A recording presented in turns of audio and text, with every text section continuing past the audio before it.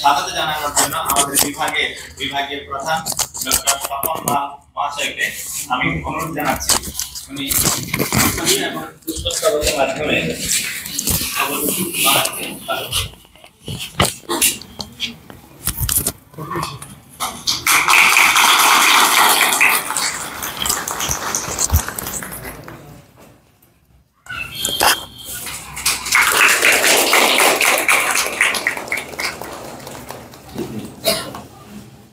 এবং ওনার সঙ্গে আছেন দেবপ্রসাদ সরকার মহাশয়, ওনাকেও আমি আমার জানাচ্ছি এবং আমাদের রাজধানী বিশ্ববিদ্যালয়ের পক্ষ থেকে আমরা স্বাগত জানাচ্ছি।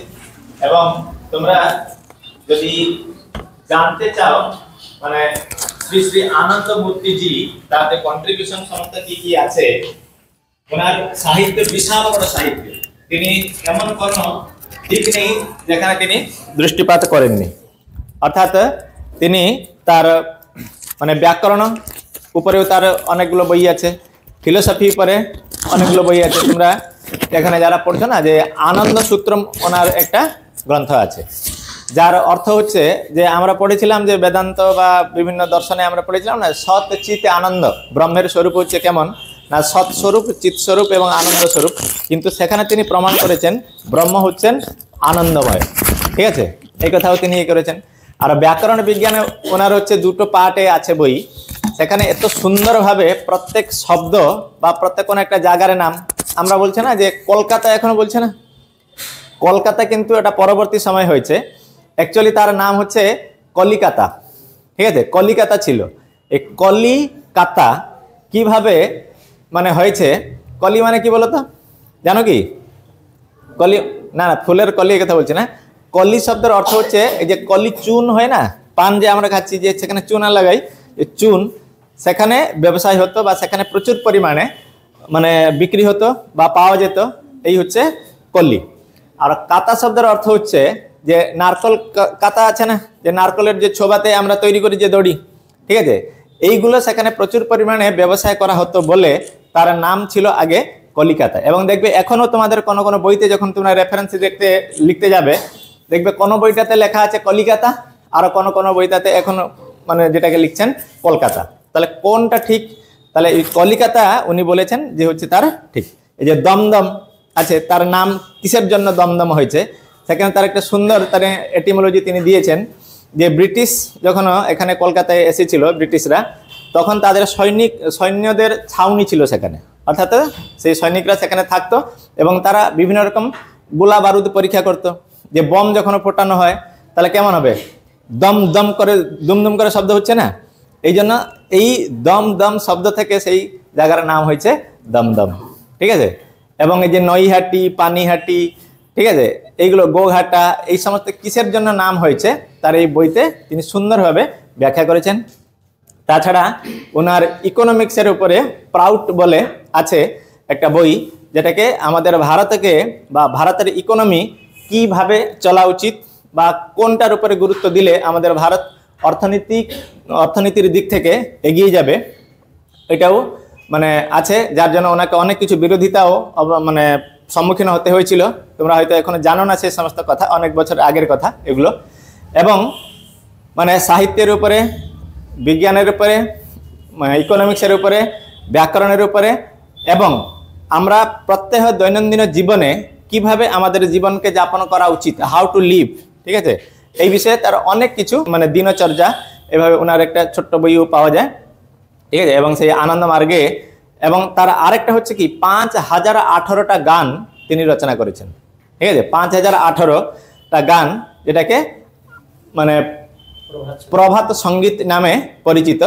তার বৈশিষ্ট্য হচ্ছে কি না তিনি আগে মানে স্বর তিনি নিজেই বসাতেন, তারপরে ওয়ার্ডগুলোকে সেখানে লিখতেন এবং তার যে সমস্ত অনুষঙ্গীরা ছিল, ভক্তরা যারা ছিল, তারা সেখানে প্র্যাকটিস করে তাকে শোনাতেন। তিনি মর্নিং ওয়াকে, ইভিনিং ওয়াকে যখন তিনি বেরোতেন, সমস্ত ভক্তরা তাকে সেটাকে মানে শোনাতেন। এবং এই প্রভাত সঙ্গীতের মাধ্যমে তিনি নারী শক্তির জাগরণ, ঠিক আছে, এবং এই যে আমরা বলি না সর্বম খল্লু ইদং ব্রহ্ম, ঠিক আছে, অর্থাৎ প্রাণীদেরকে কিভাবে রক্ষা করা যাবে, পরিবেশের উপরে কিভাবে আমরা মানে পরিবেশকে কিভাবে রক্ষা করতে পারবো, এমন কোনো তত্ত্ব নেই, এমন কোনো কথা নেই যেটাকে তার প্রভাত সঙ্গীতের মাধ্যমে প্রতিফলিত হয়নি। ঠিক আছে, অর্থাৎ এই প্রভাত সঙ্গীত হচ্ছে একটা ফিলোসফির গ্রন্থাগার আমরা বলতে পারি, অর্থাৎ সমস্ত রকমের দর্শন এখানেই তিনি তার রচনার মাধ্যমে প্রতিফলিত করেছেন। সেই প্রভাত রঞ্জন সরকার অথবা আমাদের পরবর্তী সময়ে যিনি আনন্দমূর্তিজি নামে পরিচিত হয়েছেন, তার একটা অবদান, বিশেষ অবদান আছে আমাদের ভারতীয় সংস্কৃতি, ভারতীয় সমাজকে তৈরি করার জন্য। সেই আনন্দ মার্গ থেকে আজকে আমাদের মহৎ সৌভাগ্য উনি এসেছেন, আজকে তোমাদেরকে বলবেন যে ইম্পর্টেন্স অফ যোগা। ঠিক আছে, যোগ শব্দ অর্থ তোমরা জানো, যোগ চিত্তবৃত্তি নিরোধ। এখন তোমরা পড়তে ইচ্ছা করছো কিন্তু তোমার মন একাগ্র হচ্ছে না। ঠিক আছে, মন একাগ্র না হয়, বইটা খোলা আছে, আমি বইয়ের দিকে তাকিয়ে আছি কিন্তু মন অন্য জায়গায় চলে গেছে। অর্থাৎ এই যে চঞ্চল মনকে কিভাবে আমরা আয়ত্ত করতে পারবো। মন চঞ্চল, এখানে কোনো সন্দেহ নেই, তোমরা গীতায় পড়েছো, অসংশয় মহাবাহু মনো দুর্নিগ্রহম চলম অভ্যাসেন তু কৌন্তেয় বৈরাগ্যেণ চ গৃহ্যতে।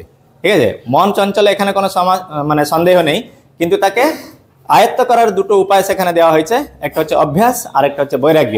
বৈরাগ্য মানে তোমাদের সামনে বসে আছেন সাধু, দেখতে পাচ্ছ, বিরাগ মানে সংসারের প্রতি যাদের কোনো রকম মানে যুক্ততা নেই, কিন্তু সমাজের প্রতি তাদের অবদান অনেক কিছু আছে। তারপরে অভ্যাস। এভাবে আজকে আমরা শুনবো আমাদের অবধূত মহারাজের কাছ থেকে যে how to control our mind. ঠিক আছে, অর্থাৎ importance of yoga in education, এই হচ্ছে কথা। এই জন্য এখানে আমাদের সমস্ত ছাত্রছাত্রীদেরকে আমি স্বাগত জানাচ্ছি এবং আমাদের মধ্যে উপস্থিত আছেন আমাদের শ্রীমান অতনু আঢ্য, সংস্কৃত বিভাগের আরেকজন অধ্যাপক। আমি মহারাজকে অনুরোধ জানাচ্ছি, আপনি আপনার বক্তব্য উপস্থাপন করুন।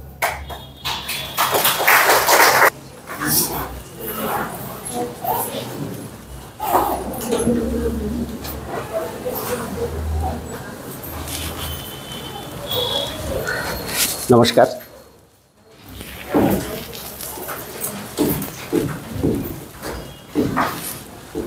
আপনাদের প্রফেসর ডিন প্রশান্ত দাদা, অতনু দাদা, অরুণ না, স্বপন মা, ওকে, আপনারা সব এখানে জ্ঞানী গুণী। এটা হলো বিদ্যা মন্দির, আর এই বিদ্যা মন্দিরে কেউ হয়তো শিক্ষকতা করছেন, কেউ হয়তো ছাত্র, কিন্তু শিক্ষক ও ছাত্র এই দ্বয়ের কাজ কি? বিদ্যা অর্জন করা, তাই না? এখন কয়েকটা প্রশ্ন আমি করব। একটু আগে আমি একটু নমস্কার করলাম আপনাদেরকে, তাই না? কিন্তু আপনারা কি রেসপন্ড করেছেন আমার নমস্কারের? কেউ যদি কাউকে নমস্কার করে বা অভিনন্দন করে, তার পরিবর্তে আপনাদের কি করা উচিত? সেটা কিভাবে? আপনারা কিন্তু সংস্কৃত বিষয়ে সব কিছু করছেন কিন্তু, তাই না? সংস্কৃত বিষয় হলো mother of all language. Sanskrit is the mother of all language of this universe, oldest language of the universe. এখন আপনাদের শিক্ষা ও ব্যবহার দুটো যদি এক হয় তবে সমাজের কল্যাণ হবে। এটা স্বাভাবিক ব্যাপার। আপনাদেরকে নমস্কার করলাম, দেখেছেন আমি কিভাবে করেছি? এরকম করে এখানে টাচ করলাম, তারপরে এখানে। কেন বলুন তো? এখানে কেন টাচ করলাম, এখানেই কেন টাচ করলাম? আর চোখ কেন বন্ধ করলাম? ছোট্ট একটা বিজ্ঞান রয়েছে এর পিছনে, অনেক কিছু শিক্ষণীয় আমাদের। নমঃ, নমঃ মানে সমর্পণ, নমঃ মানে সমর্পণ। আমি কাকে নমঃ করলাম? সর্বং খলবিদং ব্রহ্ম, the Brahma, the creator of this universe. He is the all-pervasive entity. Ja Devi sarvabhuteshu shaktirupena sanstitah, namastasya, namastasya, namastasya, namo namah. The power the power all পারভেসিভ, তিনি প্রত্যেকটা অনুপরমাণুর মধ্যে বিরাজমান সেই পরম চৈতন্য সত্তা আমারও মাঝে রয়েছেন, আপনারও মাঝে রয়েছেন। এই নমন, এই সমর্পণ তারই জন্য, তারই শ্রীচরণে। সেই পরম ব্রহ্ম, সেই পরম চেতনা আপনার মাঝেও রয়েছে, আমি নমস্কার সেই পরম ব্রহ্মকে করলাম। তাই আপনাদেরকেও উচিত দুহাত তুলে এইভাবে আমার মাঝে যে পরম ব্রহ্ম রয়েছেন তাকে নমন করা। একবার করুন তো সবাই নমস্কার।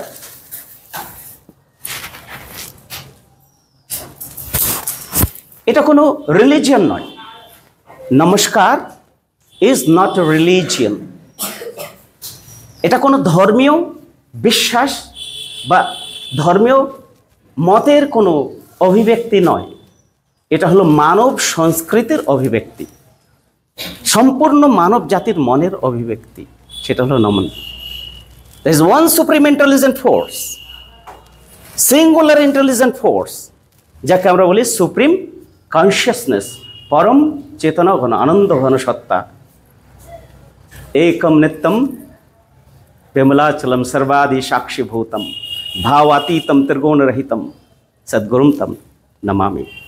নিত্যানন্দম परम सुखदम केवलम ज्ञानमूर्तिम, केवलम ज्ञानमूर्ति विश्व, তারপর ज्ञानमूर्तिम, হ্যাঁ বিশ্বাতীতম, যাই হোক এই করে যাচ্ছে। এবার তত্ত্বম अस्यादि লক্ষণম, লাস্টে বল তত্ত্বম अस्यादि লক্ষণম, মানে নিত্যানন্দম পরম সুখদম, এই সবগুলো হলো সেই পরম চেতনা ঘন সত্তার একমাত্র এতগুলো গুণ তার ভিতরে রয়েছে। আর সেই আনন্দ ঘন চৈতন্য স্বরূপ পরমানন্দ ব্রহ্ম, দ্য সিঙ্গুলার এন্টিটি, স্রষ্টা, তাকেই আমি নমস্কার করছি, যিনি সবার মাঝে রয়েছেন। এই হলো নমস্কারের বিজ্ঞান। এটা কোনো রিলিজিয়াস এক্সপ্রেশন নয়। তারপর যেহেতু এখানে আমরা সবাই বিদ্যার্থী, তাই না? এখন এক দুটো প্রশ্ন করব, তারপর আমরা বিষয় শুরু করব। আমি স্যারকে জিজ্ঞেস করলাম, স্যার সঙ্গে সঙ্গে উত্তর দিলেন। বলুন, আমরা বিদ্যার্থী না শিক্ষার্থী?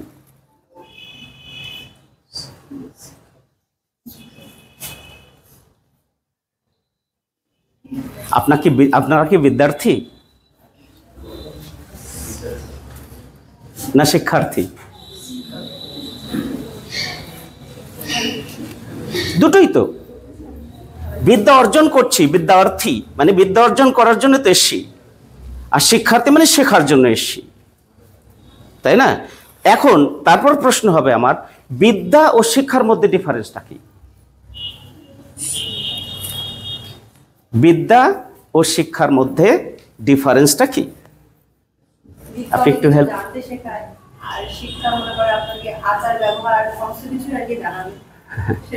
Yes, you are right, but not 100%.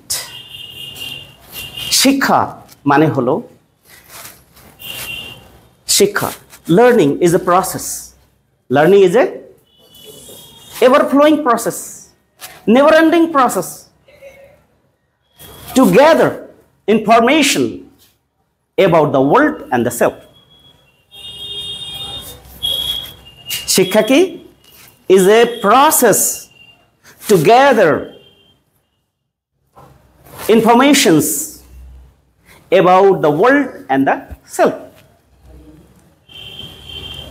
মানে শিক্ষাটা হলো একটা পদ্ধতি, যে পদ্ধতির মাধ্যমে আমরা বিশ্ব, এই জগৎ ও ব্যক্তি নিজ সম্পর্কে ইনফরমেশন কালেক্ট করা, এটা হলো শিক্ষা। কিন্তু শিক্ষাই কি বিদ্যা? হোয়াট ইজ বিদ্যা? বিদ্যাটা কি? কে বলবেন? আপনাদেরকে বলতে হবে। सा विद्या जा विमुक्त, सा विद्या जा विमुक्त, विद्याताई যার মাধ্যমে মানুষ ত্রিবিধ বন্ধন থেকে মুক্তি পায়। Vidya is that which liberates you from the tri-various bondages, physical, mental, and spiritual. Human existence is tri-various. মানুষের অস্তিত্ব ত্রিস্তরীয়। প্রথম এই যে দেহ, এটা হলো আধার। এর ভিতরে কি রয়েছে আমাদের? মন। A vast mind, vast ocean of knowledge. আমাদের মন কি? জ্ঞানের অফুরন্ত ভান্ডার। Our mind, human mind. And above of all, এই শরীর ও মনের ঊর্ধ্বে আর একটা সবচেয়ে সর্বশক্তিমান সত্তা রয়েছে, যেটাকে বলে আত্মিক সত্তা, যেটাকে বলে দ্য সেলফ। The self. আমি কে? আমি কে? এই শরীরটাই কি আমি? এই চোখ, হাত, পাত, নাক, এগুলোই কি আমি? Is it hour true identity? এটাই কি আমাদের আসল পরিচয়? আমরা কি এই শুধু চোখ, হাত, পানি, এটাই আমরা? আমরা কি মানুষ? আর মানুষ বলতে এটাই কি আমাদের আসল পরিচয়? আমাদের আসল পরিচয়, what is the true identity of a human? দর্শন কি বলছে? মন সেটাও আমাদের আইডেন্টিটি নয়। আমাদের আইডেন্টিটি কি? The self realisation is the true knowledge. Self realisation is the real knowledge. আত্মজ্ঞানম বিদুর্জ্ঞানম, মানে আত্মজ্ঞানী হলো বিশুদ্ধ জ্ঞান। আমি 95-এ তাইওয়ান গিয়েছিলাম। ওখানে 4-5 বছর ছিলাম। তাইওয়ান মানে ROC, রিপাবলিক অফ চায়না। তখন এক প্রফেসরের সঙ্গে দেখা হয় তাইপেই ইউনিভার্সিটির। তো চাইনিজরা শিক্ষকদেরকে খুব সম্মান করে। আপনারা কল্পনাও করতে পারবেন না যে শিক্ষককে, যে কোনো শিক্ষককে তারা কত সম্মান করে। তার একটা প্রমাণ হলো, আমি মোটর বাইক চালিয়ে যাচ্ছি, ট্রাফিক পুলিশ আমাকে দাঁড় করলো, চাইনিজ ভাষায় আমাকে জিজ্ঞাসা করছে আপনার ড্রাইভিং লাইসেন্স কই? আমি কি করছি? আমার আইডি দিয়ে দিচ্ছি, আইডেন্টিটি কার্ড দিচ্ছি। তো হেসে তো দেখছে লেখা আছে ইউ চালাওশি, মানে যোগা টিচার, ইউ চালাওশি। ও সঙ্গে সঙ্গে নমস্কার করে আমার ছেড়ে দিল, 1 মিনিটও দাঁড় করলো না। মানে শিক্ষকের সম্মান, ওই এরিয়াতে শিক্ষকদের খুব সম্মান হয়। তো সেই প্রফেসরের সঙ্গে দেখা হয় পেট্রোল পাম্পে। তো উনি আমাকে দেখে এরকম নি হাও মা চাইনিজ ভাষায় গ্রেড করলেন। তখন আমি অল্প অল্প শিখে নিয়েছিলাম, আমিও গ্রেড করলাম তাকে। তো তখন তিনি জিজ্ঞেস করলেন আপনি কে? তাই বললাম ওয়াশি ইগা ইন্দু ইয়োগা ইউচা লাভশি, মানে আমি হলাম ভারতীয় যোগ শিক্ষক। ও একদম হয়ে গেল। তখন আপনি কোথায় থাকেন? তখন আমি জিজ্ঞাসা আপনি কে? তখন আমি হলাম ভাইস চ্যান্সেলর অফ তাইপে ইউনিভার্সিটি। তখন তাকে আমি একটা কথা জিজ্ঞেস করলাম, দেখুন আমার খুব জানার আগ্রহ থাকে সব সময়, সবার কাছে জানার আমার আগ্রহ থাকে, সে ছোট বড় যেমনই হোক না কেন। আপনারা এই লক্ষ লক্ষ ছাত্ররা আপনাদের হাত দিয়েই তৈরি হয়, তাই না? মানে পুরো দেশ ও রাষ্ট্র বা এই বিশ্বের ভবিষ্যৎ আপনাদের হাতে, আপনাদের মুঠোয়। তো আমাকে একটু বলুন তো, এই যে শিক্ষাটা দিচ্ছেন আসল সত্যিকারের শিক্ষাটা কি? তখন তিনি কি বললেন জানেন? খুব সুন্দর একটা আনসার দিলেন, education is to know the world and co up with the world. Know the world and co up with the world. শিক্ষা হলো বিশ্বকে জানা আর বিশ্বের সঙ্গে একটা সাম্য বজায় রেখে, একটা সন্তুলন বজায় রেখে এগিয়ে যাওয়া। তাহলে হলো it is good, really is fantastic, but we know many thing about the world. আজকে যেটাকে আমরা বিজ্ঞান বলি, সে বিজ্ঞান তো আমরা অনেক কিছু জেনেছি বিজ্ঞানের মাধ্যমে। বিজ্ঞানের মাধ্যমে জগৎ সম্পর্কে অনেক জ্ঞান অর্জন করেছি, কিন্তু আমার প্রশ্ন, এই বিজ্ঞান কি আপনার সম্পর্কে কিছু বলেছে? আপনি কে? হু অ্যাম আই? আমার আসল পরিচয় কি? একদম থ হয়ে দাঁড়িয়ে পড়লেন। You can answer because a Indian teacher can answer. বলছি আপনি শুধু পারবেন আনসার দিতে। তারপর বললাম এখন তো পেট্রোল পাম্পে, চলুন আমাদের আসা। তখন আমি আশ্রমে নিয়ে এলাম, সে রাত 10:30। প্রায় 2টা পর্যন্ত সেখানে আমার সঙ্গে বসে শুধু শুনলেন। পরের দিন আসলেন পরিবার নিয়ে এসে প্র্যাকটিক্যাল যেটা সাধনা সেটা শিখে গেলেন। এখন পর্যন্ত সেই ব্যক্তি প্র্যাকটিস করছে। তো এই যে হু অ্যাম আই, এই জিনিসটা দর্শনে তো আমরা পড়ছি, কিন্তু আমাদের এই যে ভাই বোনেরা দর্শন নিয়ে এত চর্চা করছে, এর প্র্যাকটিক্যাল অ্যাপ্লিকেশন কোথায়? আপনারা এই জিনিসকে কখনো অনুভব করেছেন? অনুভূতি এক্সপিরিয়েন্স করেছেন? আর এই জিনিসগুলোকে ব্যবহার করার জন্য এমন কিছু প্র্যাকটিক্যাল যে ট্রেনিং, সেটা কি আমাদের কোনো এডুকেশনাল ইনস্টিটিউশন হয়েছে আজ পর্যন্ত? ওই ধরনের কোন ব্যবস্থা আছে? হু এম আই কি জানি না আমরা, মোবাইল খুঁজলে সবকিছু পাবো। এই যে কথাগুলো আমি বলছি, এই কথাগুলো আপনি পাবেন, কিন্তু আপনি কি সেই জিনিসটাকে ওই মোবাইল দেখে বুঝতে পারবেন আপনি কে? No. Theory is theory and practice is the practice. ভগবান বুদ্ধ, তিনি কি ওনার বুদ্ধ দর্শন আগে লিখেছিলেন, না উনি আগে প্র্যাকটিস করেছিলেন? He has practiced, he has gone deeper into the higher consciousness and he realized the self, realized the truth. তারপরে তিনি মানুষকে শিক্ষা দিতে শুরু করলেন। And what about we? What about us? আমরা কি করি? আমরা শুধু সিদ্ধান্ত নিয়ে চলে যাই। সিদ্ধান্ত, ওর কাছ থেকে শুনলুম, ওর কাছ থেকে শুনলুম, এটা নিয়ে কি করলাম? থিওসিস লিখছি। গর্বে আমাদের কি যেন কত অভিমান, আমি থিসিস লিখেছি, কিন্তু সেই থিসিসের মূল্য কতটুকু বহন করেছে? স্যারকে একটু আগে জিজ্ঞেস করলাম, আমার তো সেন তো তিনি একজন ইকোনমিক্স নোবেল জয়ী হয়ে গেলেন, কিন্তু তার থিওরিতে জগতের কি কল্যাণ হলো? থিওরি ইজ থিওরি, সিদ্ধান্ত সিদ্ধান্তই থাকে, ও শুনতে খুব ভালো লাগে, কিন্তু যতক্ষণ পর্যন্ত ওই জিনিসটাকে আমরা প্র্যাকটিক্যাল ওটাকে অনুভব না করতে, সেই থিওরির জগতেই থাকে। ভাবালোকে ডুবে থাকবো, কিন্তু বাস্তবিক জগতে সেই যে অনুভবহীন হয়ে যেতে হবে।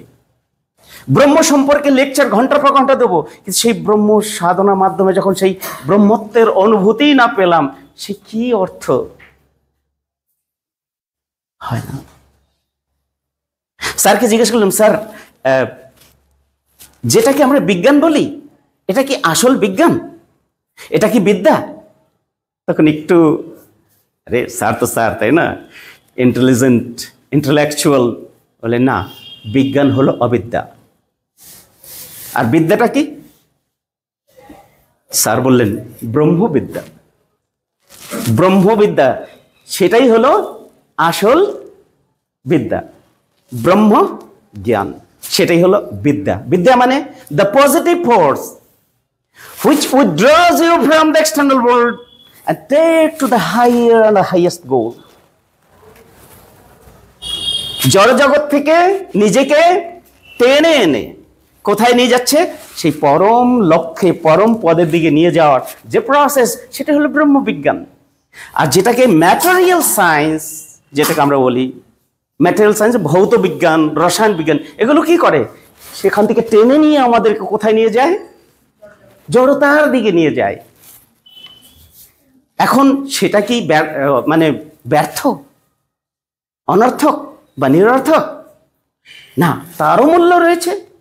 এদিকে ব্রহ্মজ্ঞান, তারও মূল্য রয়েছে। কারণ মানুষের জীবনে দুটো পার্ট তো, subjective approach, objective adjustment. Subjective approach, আমি কি নিজেকে জানবো, নিজের যে দৈবীয় শক্তি লুকিয়ে রয়েছে আমাদের ভিতরে, সেই দৈবীয় শক্তিকে জাগ্রত করব, তাই না? সেই দৈবীয় শক্তিকে সমাজ কল্যাণের জন্য আবার লাগাতে হবে। এটাকেই বলা হয় subjective approach through objective adjustment.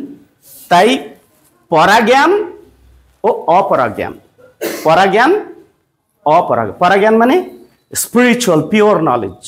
Apara জ্ঞান means physical knowledge, attributional knowledge. এই দুটোর সঙ্গে সাম্য। আর বিদ্যাটা কি? বিদ্যার অর্থই হলো এই দুটোর সঙ্গে একটা সামঞ্জস্য বজায় রাখা। That which liberates you from physical, mental and spiritual bondages. ভৌতিক বন্ধন থেকে মুক্তি, মানসিক বন্ধন থেকে মুক্তি ও আত্মিক বন্ধন থেকে যে মুক্তি পথ দেখায়, সেটাই হলো কি? বিদ্যা।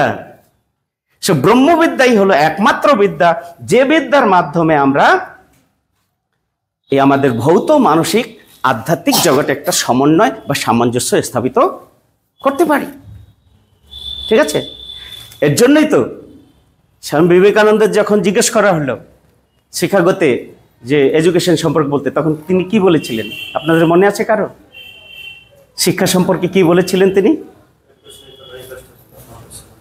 উনি বললেন, education doesn't mean to impose something from the external world, but to explore, to manifest the eternal divinity dormant in human being. শিক্ষা বাইরের জগৎ থেকে আরোপিত কোনো বস্তু নয়, এটা হল মানুষের ভেতরে লুকিয়ে যে সুপ্ত দৈবীয় শক্তি রয়েছে, সেই দৈবীয় শক্তিকে জাগ্রত করা, এটাই হলো প্রকৃত বিদ্যা বা শিক্ষা আমরা বলতে পারি। যে এডুকেশন, দ্য ট্রু এডুকেশন। এই এডুকেশন ইংলিশ শব্দ, ইংলিশ না, আপনার গুগল সার্চ করে দেখবেন। এর আসল শব্দটা হলো এডুকেয়ার। এডুকেয়ার। আমার হ্যান্ডরাইটিং কিন্তু খুব খারাপ, আপনারা মাইন্ড করবেন না। এডু মানে ইন্টারনাল পোটেনশিয়ালিটি, ইন্টারনাল অন্তর্শক্তি, যেটাকে বললাম দৈবীয় শক্তি আমাদের ভিতরে লুকিয়ে রয়েছে। পরে দেখাবো যে কোথায় কোথায় লুকিয়ে আছে, তবে সেটাকে আমরা এক্সপ্লোর কিভাবে করব। আর কেয়ার মানে এক্সপ্লোর, টু ম্যানিফেস্ট, মানে অন্তর্শক্তিকে জাগ্রত করা, এটাই হলো বিদ্যা, এডুকেশন। ঠিক আছে? কিন্তু এখানে যত ইনস্টিটিউশন রয়েছে আমাদের, সেখানে এই বিদ্যাটা কি আছে? এখানে শুধু আমরা সারাদিন রাত পড়ছি, লিখছি, অন্যের কথা শুনছি, শুনে ইনফরমেশন কালেক্ট করছি, কিন্তু যে আমার ভিতরে যে লুকিয়ে রয়েছে দৈবীয় সত্তা, দৈবীয় শক্তি, সে শক্তিকে জাগ্রত করার যে প্র্যাকটিক্যাল অ্যাপ্রোচটা কোথায়, প্র্যাকটিক্যাল অ্যাপ্লিকেশনটা কোথায়? কেউ আপনারা করেন? কেউ? এর জন্য আজকের বিষয় রেখেছি ইম্পর্টেন্স অফ যোগ ইন এডুকেশন। ইম্পর্টেন্স অফ যোগ in education.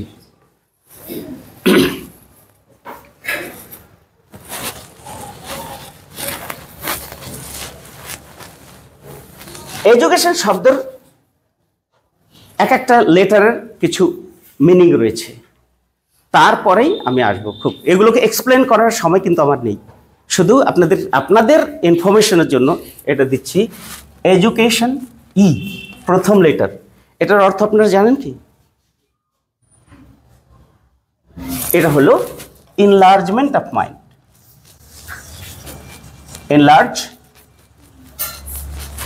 Enlargement of mind.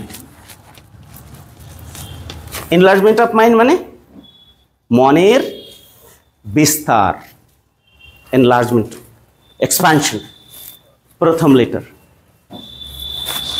তারপরের লেটারটা হল ডি। ডিটাও কয়েকটা লেটার আছে, যেমন ডি, ডিসিপ্লিন। স্পেলিং ভুল হলে আমাকে বলবেন, কিন্তু সঙ্গে সঙ্গে আমি কারেক্ট করে নেবো, আমার লেখার হ্যাবিট নেই। ডিসিপ্লিন। তারপর ই, ডেসমেপ। ই অর্থ হলো এটিকেট।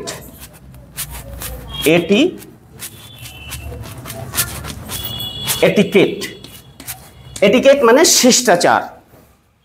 শিষ্টাচার। শিষ্টাচারটা কি? শিষ্ট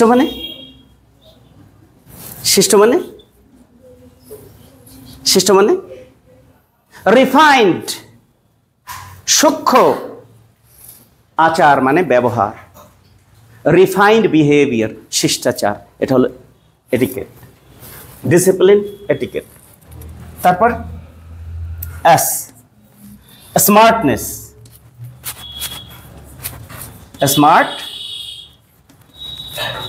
স্মার্টনেস। এম, এই শব্দটা খুব ইম্পর্টেন্ট। এটা একটু নিশ্চয়ই আমি এটা নিয়ে ডিসকাশন করব পরে। মোরালিটি, ই, ইংলিশ,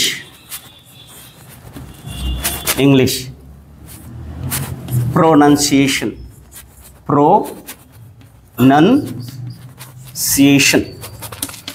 উচ্চারণ, ইডি।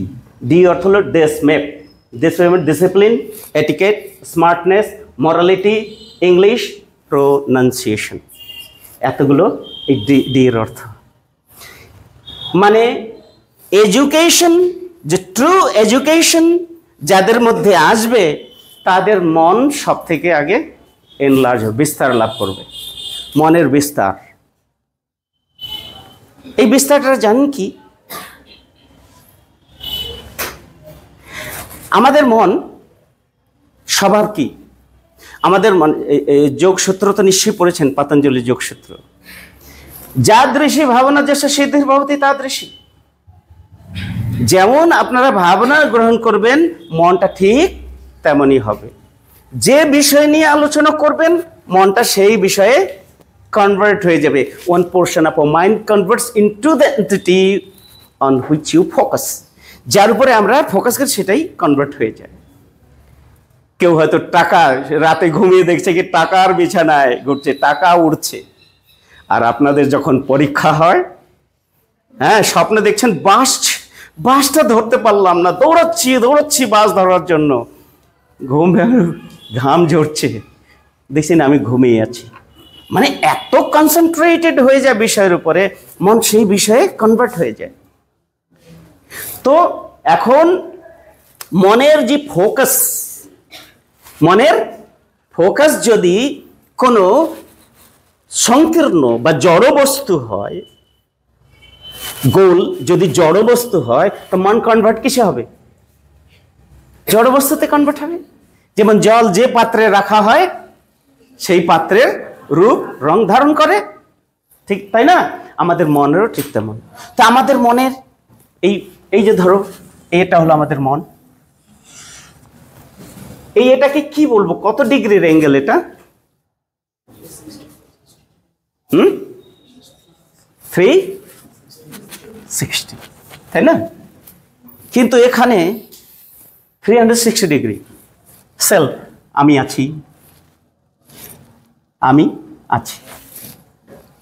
আছি, আমার পরিবার আছে,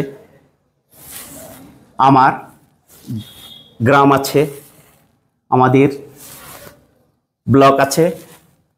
মানে যত আপনি সেলফ থেকে বাইরে যাবেন, মনটা এক্সপান্ড করতে থাকবে, এমন এক পর্যায়ে পৌঁছে যাবে যে পুরো ইউনিভার্সটা আপনার মনের আয়ত্তের ভেতরে আসছে। কিন্তু আপনি যদি নিজেকে নিয়েই পড়ে থাকেন, পরিবারের কথা ভাবছেন না, সমাজের কথা ভাবছেন না, তখন আপনার মনটা বিস্তারিত হলো কি সংকীর্ণ হলো? সংকীর্ণ হলো।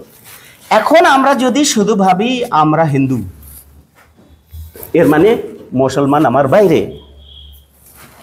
আমি যদি ভাবি মুসলমান, হিন্দু আমার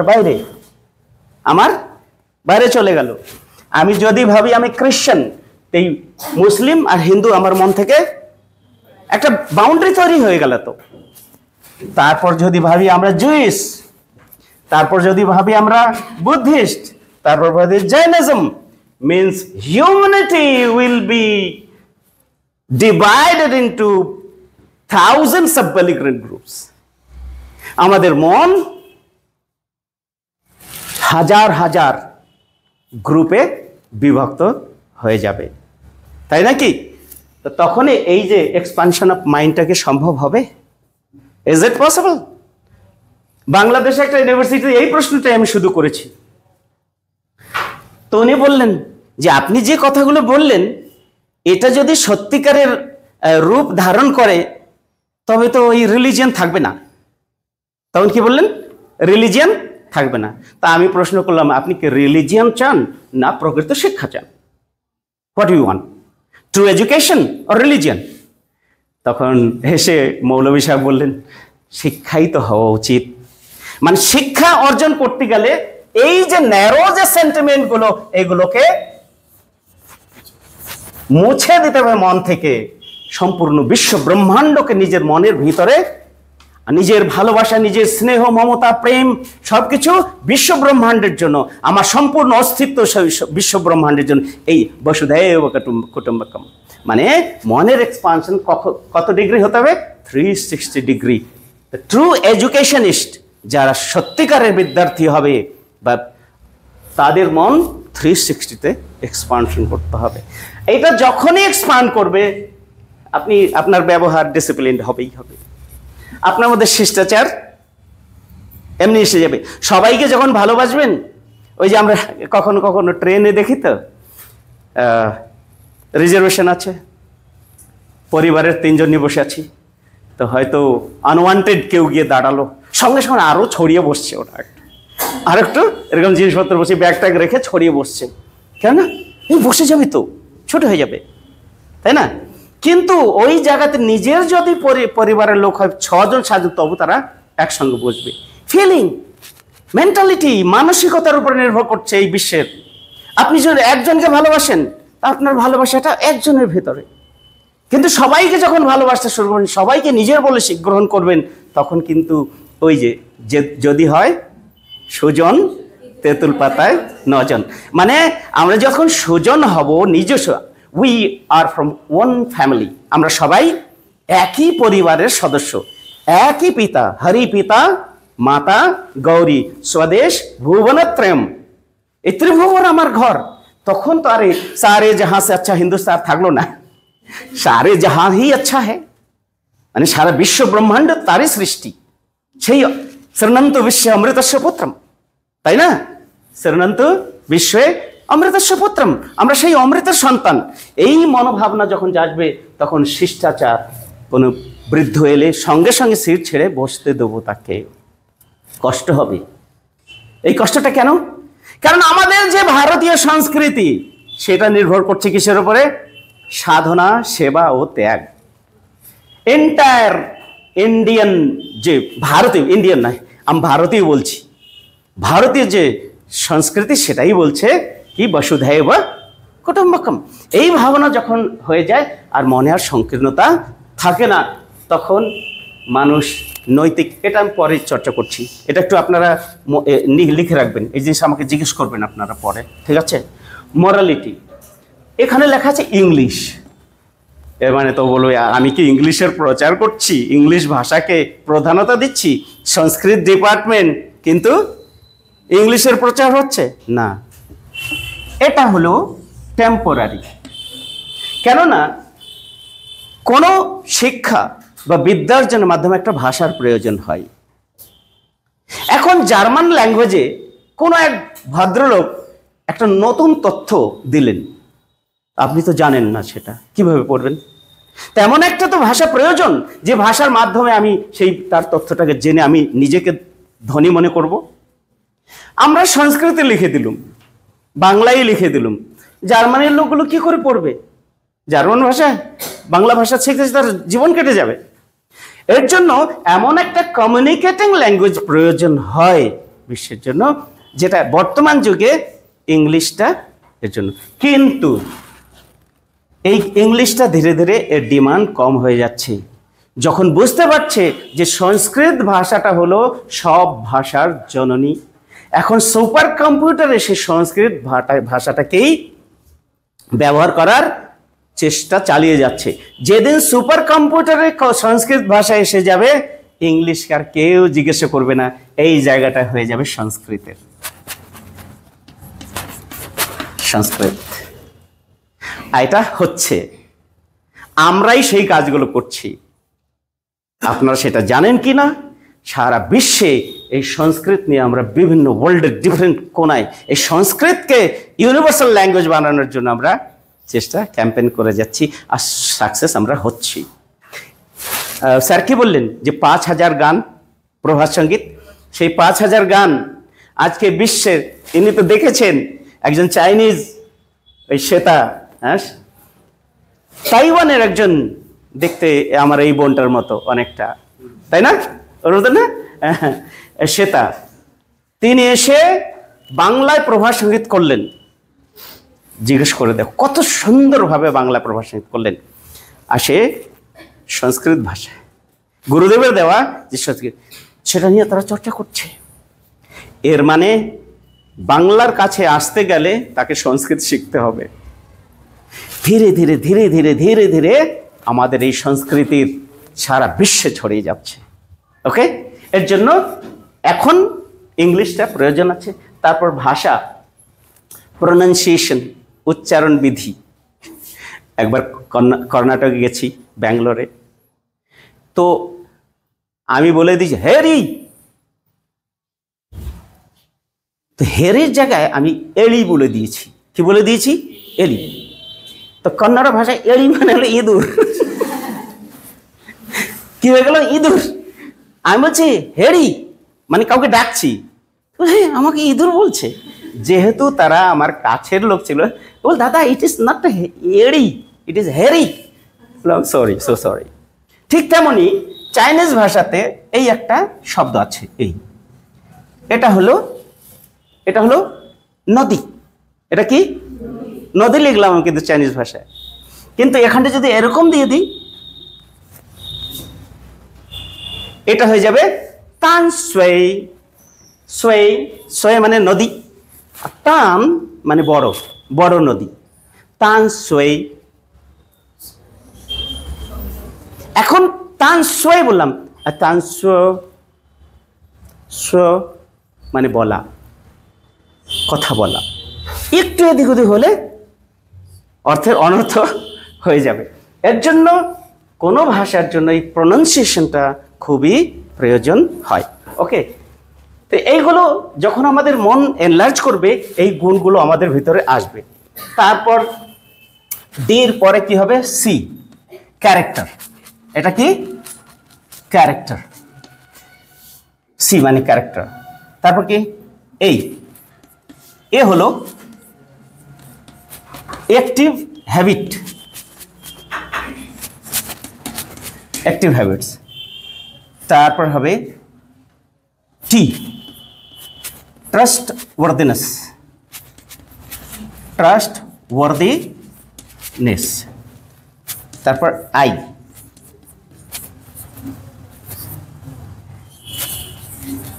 ideation of great, ideation of great, ideation of great.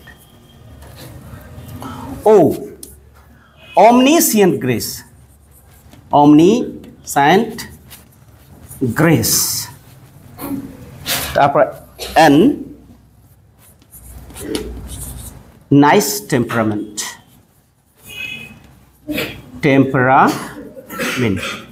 এগুলো নিয়ে আলোচনা আমি একটা খুব করব না। মানে প্রকৃত শিক্ষা যারা গ্রহণ করবে তাদের এই গুণগুলো ডেভেলপ, চরিত্র নির্মাণ হবে, অ্যাক্টিভ হ্যাবিট মানে চটপটে মেজাজ হবে, ট্রাস্ট, আত্মবিশ্বাস হবে। তারপর এটা নিয়ে আলোচনা করব আমি। প্রথম বললাম এটা, তারপর এটা আইডিয়েশন অফ গ্রেট, অমনিসায়েন্ট গ্রেস। এই জিনিসটা করার পরে এই জিনিসটা উপলব্ধি হবে। অমনিসায়েন্ট মানে ভূমা, সেই পরম পিতার আশীর্বাদ, তার ব্লেসিং অফ দ্য সুপ্রিম হবে। তারপর আমাদের সব কিছু সুন্দর হয়ে যাবে। Our total behaviour will be beautiful, love and affection, কম্প্যাশনে ভরা হয়ে যাবে। আমাদের মনে পড়ে যে আগে যখন গুরুকুল ব্যবস্থা ছিল, গুরুকুল থেকে যখন কোনো ছাত্র পড়ে আসতো, কোথাও সমস্যা হলে একটু জিজ্ঞেস করে নিলে ভালো হবে। এই হ্যান্ডরাইটিং আমার হাবিজি। ইউ আসবে না, হ্যাঁ ইউ আসবে এডুকেশন, সি এর উপরে, ক্যারেক্টারের উপরে, ইউনিভার্সাল। ও এখান না, ইউ হলো উপরে আসবে, সি এর উপরে। সি এর উপরে এডু, তাই না? হ্যাঁ, sorry, thank you. Universal, universal outlook, outlook, universal outlook, ভূমা দৃষ্টি। মনটা এত বড় হয়ে যাবে, এত বড় হয়ে যাবে, আর কেউ শত্রুই থাকবে না এই পৃথিবীতে। সবার মনে হবে সবাই আমার আপন, সবার প্রতি আকর্ষণ থাকবে। সেই শুধু মানুষ নয়, পশু পাখি লতাকুলম সবার প্রতি ভালোবাসা জাগবে প্রকৃত এডুকেশন হলে। ঠিক আছে, এই হলো শিক্ষার ব্যাখ্যাটা দিলুম। এখন এই শিক্ষাতে যোগের মহত্বটা কোথায়? যোগের মহত্বটা কোথায়? এই যে শব্দটা আছে না, আইডিয়েশন অফ গ্রেট। আইডিয়েশন মানে ভাবনা গ্রহণ করা, চিন্তা করা। গ্রেট মানে দ্য সুপ্রিম, সেই পরম চেতনা সম্পর্কে তাকে নিয়ে সবসময় ভাবা, একে বলে আইডিয়েশন অফ গ্রেট। ঠিক আছে, এই আইডিয়েশন অফ গ্রেটকেই বলা হয় যোগ সাধনা। কি? যোগ সাধনা। আইডিয়েশন অফ গ্রেট মানে যোগ সাধনা। ডিলিট করবো এটা। এখন আমরা এতক্ষণ থিওরিতে ছিলাম, ধীরে ধীরে আমরা প্র্যাকটিক্যালে যাচ্ছি কিন্তু। হ্যাঁ, এখন ideation of great, ideation, ideation of great, ideation of great, ভূমা চিন্তা। আর আমার টপিক কি ছিল? Importance of yoga and education, শিক্ষায় যোগের মহত্ব। এর মানে শিক্ষা যদি কমপ্লিট করতে হয় এই জিনিসটা প্রয়োজন হবে। একটু আগে বললাম, এটা হলো আমাদের মন। ঠিক আছে, আমাদের মন ইনফরমেশন কিসের মাধ্যমে করছে, গ্রহণ করছে? কিসের মাধ্যমে ভাই? কিসের মাধ্যমে? ইন্দ্রিয়। কটা ইন্দ্রিয় পিছনে ভাই? হ্যাঁ, 11 ইন্দ্রিয়। জ্ঞানেন্দ্রিয় কটা? মানে আমরা ইনফরমেশন জ্ঞানেন্দ্রিয়ের মাধ্যমে গ্রহণ করছি, কর্মেন্দ্রিয়ের মাধ্যমে নয়। জ্ঞানেন্দ্রিয়ের মাধ্যমে, মানে পঞ্চ জ্ঞানেন্দ্রিয়ের মাধ্যমে আমরা ইনফরমেশন কালেক্ট করছি। এই জিনিসটা জানতে হবে কিন্তু। এই যে পঞ্চেন্দ্রিয় কি? আমাদের হাত, তাই না? না সরি, চক্ষু, তারপর কর্ণ, নাসিকা, জিহ্বা, তারপর ত্বক। এই হলো 5টা হলো সেন্সরি অর্গান। এই 5টা, এগুলো কি বলুন তো? এগুলো ইন্দ্রিয়টা কি? আমরা এই রুমে কি করে এলাম? দরজা, দ্বার, তাই না? এই চক্ষুটা কি? দরজা, দরজা। ত্বক দরজা, নাক দরজা, ত্বক দরজা, জিহ্বা দরজা। কোনো জিনিসের টেস্ট জানতে হলে জিভ ঠিক থাকতে হবে। আর যদি জ্বর হয়ে যায়, জ্বর হওয়ার পরে যদি বলি ভাই একটু এই মিষ্টিটা এই অমুক দোকান একটু খেয়ে দেখো, সব জলের মতো লাগছে। আর যখন জন্ডিস হয়ে যায়, সব কিছু হলুদ, সব কিছু হলুদ দেখা যাবে। এর মানে এই গেটওয়ে যদি ডিস্টার্ব হয়ে যায়, আমাদের জানার যে প্রক্রিয়া সেটা ডিস্টার্ব হয়ে গেল। জ্ঞান ক্রিয়া ডিস্টার্ব হয়ে যায় কিসের কারণে? জ্ঞানেন্দ্রিয়ার ডিস্টারবেন্সের কারণে। জ্ঞানেন্দ্রিয় যদি অসুস্থ থাকে, ঠিক না থাকে, তখন কি হবে? জানার যে প্রক্রিয়া সেটা বাধিত হবে। কি ঠিক আছে, এই জ্ঞানেন্দ্রিয় ঠিক আছে, কিন্তু এই জিনিসটা এটা কি মন, এটা যদি অ্যাবসেন্ট থাকে, মন যদি অ্যাবসেন্ট থাকে ইন্দ্রিয় কাজ করবে না, ইন্দ্রিয় যদি ডিস্টার্ব থাকে মন জ্ঞান অর্জন করতে পারছে না। এর মানে কি, কোনো কিছু জানার জন্য কি প্রয়োজন, মন ও ইন্দ্রিয় দুটোকেই উপস্থিত থাকতে হবে, প্রেজেন্ট থাকতে হবে। এখন মন আছে, মনটা আছে কিন্তু চঞ্চল। স্যার বললেন গীতার যে শ্লোকটা বলে, ভগবান কৃষ্ণকে অর্জুন বলছে আমি তো হে হে প্রভু আমি তো মনকে স্থির করতে পারছি না, আমার মন চঞ্চল, আমি কি করব, কি করে তোমার ধ্যান করব, আমি তো কিছু করতে পারছি না। তখন কি বললেন, অভ্যাস কন্তে, অভ্যাস করো, অভ্যাস করো, অভ্যাসের দ্বারাই তোমার মধ্যে বৈরাগ্য আসবে, আর বৈরাগ্যেই লব্ধ করবে সেই পরম পথে, পরম চেতনাকে। অভ্যাস মিন্স প্র্যাকটিস। যতক্ষণ পর্যন্ত প্র্যাকটিস না করছি ততক্ষণ পর্যন্ত এই চঞ্চল মনকে স্থির করা যাবে না। মনের অনেক শক্তি, আমাদের মন অনেক শক্তিশালী। মানে একটু এক্সাম্পল বলো, একটা সর্ষের বীজ, ওটাকে মাটিতে পুঁতে দিলাম, কি হবে, সর্ষে গাছ হবে। কতগুলো সর্ষে হবে, অনেকগুলো। সেই অনেকগুলো যদি আবার মাটিতে লাগিয়ে দেয়, অনেকগুলো, সেগুলোকে আবার লাগিয়ে দেয়, কোথায় যাবে সেটা, অনন্তের দিকে যাবে। মানে একটা ছোট্ট সর্ষের বীজের মধ্যে অনন্ত সম্ভাবনা রয়েছে, তাই না কি? একটা ছোট্ট বট বীজে, বটের যে বৃক্ষ, তার মধ্যে বৃহৎ একটা বট বৃক্ষ হওয়ার সম্ভাবনা রয়েছে, আর তার মধ্যে অনেকগুলো সিডও হবে, বীজ হবে, তাই না কি?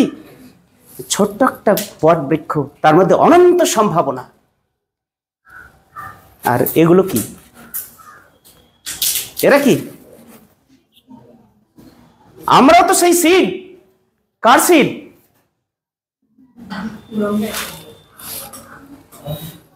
শ্রীমন্ত বিশ্বে অমৃতস্য পুত্রম। আমরা সেই অনন্তের, আমাদের মধ্যে সেই অনন্ত সম্ভাবনা রয়েছে প্রত্যেকটা মানুষের মধ্যে। কার নাকটা ছোট, কারটা বড়, কার চোখ টেরা, কার চোখ অন্ধ, ইট ডাজন্ট ম্যাটার। কার চামড়া কালো, কারটা সাদা ধবধবে, কার কুষ্ঠরোগ হলো, কি হলো, ইট ডাজন্ট ম্যাটার। ম্যাটার্স মনটা, তাই না? এর জন্য এই যে বাইরের সৌন্দর্য is not a beauty, the internal beauty. মানে আমাদের যদি মন সুস্থ থাকে, ইন্দ্রিয়গুলো যদি সুস্থ থাকে, পিওর নলেজকে আমরা নিজের ভিতরে এক্সপ্লোর করতে পারবো। আমাদের মধ্যে সেই সম্ভাবনা রয়েছে, অনন্তের সম্ভাবনা রয়েছে। আব্দুল কালাম কি খুব সুন্দর ছিলেন দেখতে, কিন্তু মিসাইল ম্যান, আইজাক নিউটন, তারপর বড় বড় দার্শনিক টলস্টয়, সবই মানুষ। অষ্টাবক্র মণি, সে তার শরীরে নাকি 8টা মানে ভাঁজ ছিল, তার অষ্টাবক্র সংহিতা আমরা পড়ছি, তাই নাকি? কবির দাস কি একজন জোলা, কাপড় করত, তাই না? সেই কবির দাসের দোহা আজকে মানুষ পিএইচডি করছে। So beautify yourself by controlling the mind. মনকে নিয়ন্ত্রণ করে, মনকে নিয়ে নিজের ভিতরে, মনে সেই শক্তিকে জানতে হবে, সেই শক্তিকে জেনে তাকে এক্সপ্লোর করতে হবে, এক্সপ্লোর করে সম্পূর্ণ বিশ্ব কল্যাণে লাগিয়ে দিতে হবে। আমাদের সময় কিন্তু খুব কম। ওই খাওয়া দাওয়া, ঘুম, আর এই চুল রঙা, দাঁত দাঁত ঠিক করা, স্কিন মানে চমকানোর জন্য নয়। Our life is a vast. আমাদের অনেক কিছু করণীয়। তোমরা ইউনিভার্সিটির ছাত্র, কত বছর হলো বয়স? হ্যাঁ, গেছে, চলে গেল। এই 20 বছর চলে গেছে জীবনের, আর আসবে না ফিরে। The most precious time, the 20 years, young babbling energy. কত সুন্দর দেখতে তোমাদের চেহারাগুলো, চকচক করছে। 15 বছর এরকম থাকবে না, 15 বছর পরে এই চমক আর থাকবে না, ওই শুকনো বেগুনের মতো হয়ে যাবে সবার। আমি কি মিথ্যে বলছি? হয়, এটাই ফ্যাক্ট। কিন্তু থাকবে কি? আমাদের স্যার, ওনার নলেজ, আমাদের স্যার ছিলেন এই এত জ্ঞানী গুণী। রবীন্দ্রনাথকে পুজো করি, তার হয়তো এক অংশ পালন করি না, বিবেকানন্দের একটা কথাও পালন করি না, কিন্তু তাকে সম্মান নিশ্চয়ই করি, কেননা তিনি নিজেকে সেইভাবে তৈরি করেছিলেন। তার মধ্যে যে দৈবীয় শক্তি সেটাকে তিনি এক্সপ্লোর করেছেন, সেই শক্তি এক্সপ্লোর করে বিশ্বজনের জন্য দিয়ে দিয়েছেন, তাই না তারা সম্মানীয়, পূজনীয়? সেই সম্ভাবনা এর ভিতরে রয়েছে, এর ভিতরে রয়েছে। ছোট্ট একটা শিশু, তার মধ্যে সেই সম্ভাবনা। এখন ডিপেন্ডস করছে কে কতটুকু সিরিয়াস, কে কতটুকু নিষ্ঠাবান, কার মনে কতটুকু কৌতূহল, আকুতি। সেই আকুতি, কৌতূহল নিয়ে মানুষকে এগিয়ে যেতে হবে, শেখার। এর জন্য আমি বারবার বলছি, এটাকে মন ও ইন্দ্রিয়া, মনকেও ইন্দ্রিয় বলা হয়, তাই একাদশ ইন্দ্রিয় বলা হয়েছে। আসলে মনটা ইন্দ্রিয়ার থেকে অনেক ঊর্ধ্বে। ইন্দ্রিয়াটা তো ফিজিক্যাল, ইন্দ্রিয়াটা কি ফিজিক্যাল, মনটা তো ফিজিক্যাল নয়। মনকে কেউ দেখতে পেরেছে, ধরতে পেরেছে? মন সম্পর্কে এখন পর্যন্ত আমাদের এই সাইকোলজিতে কোনো স্পষ্ট ধারণা বলতে পেরেছে কেউ?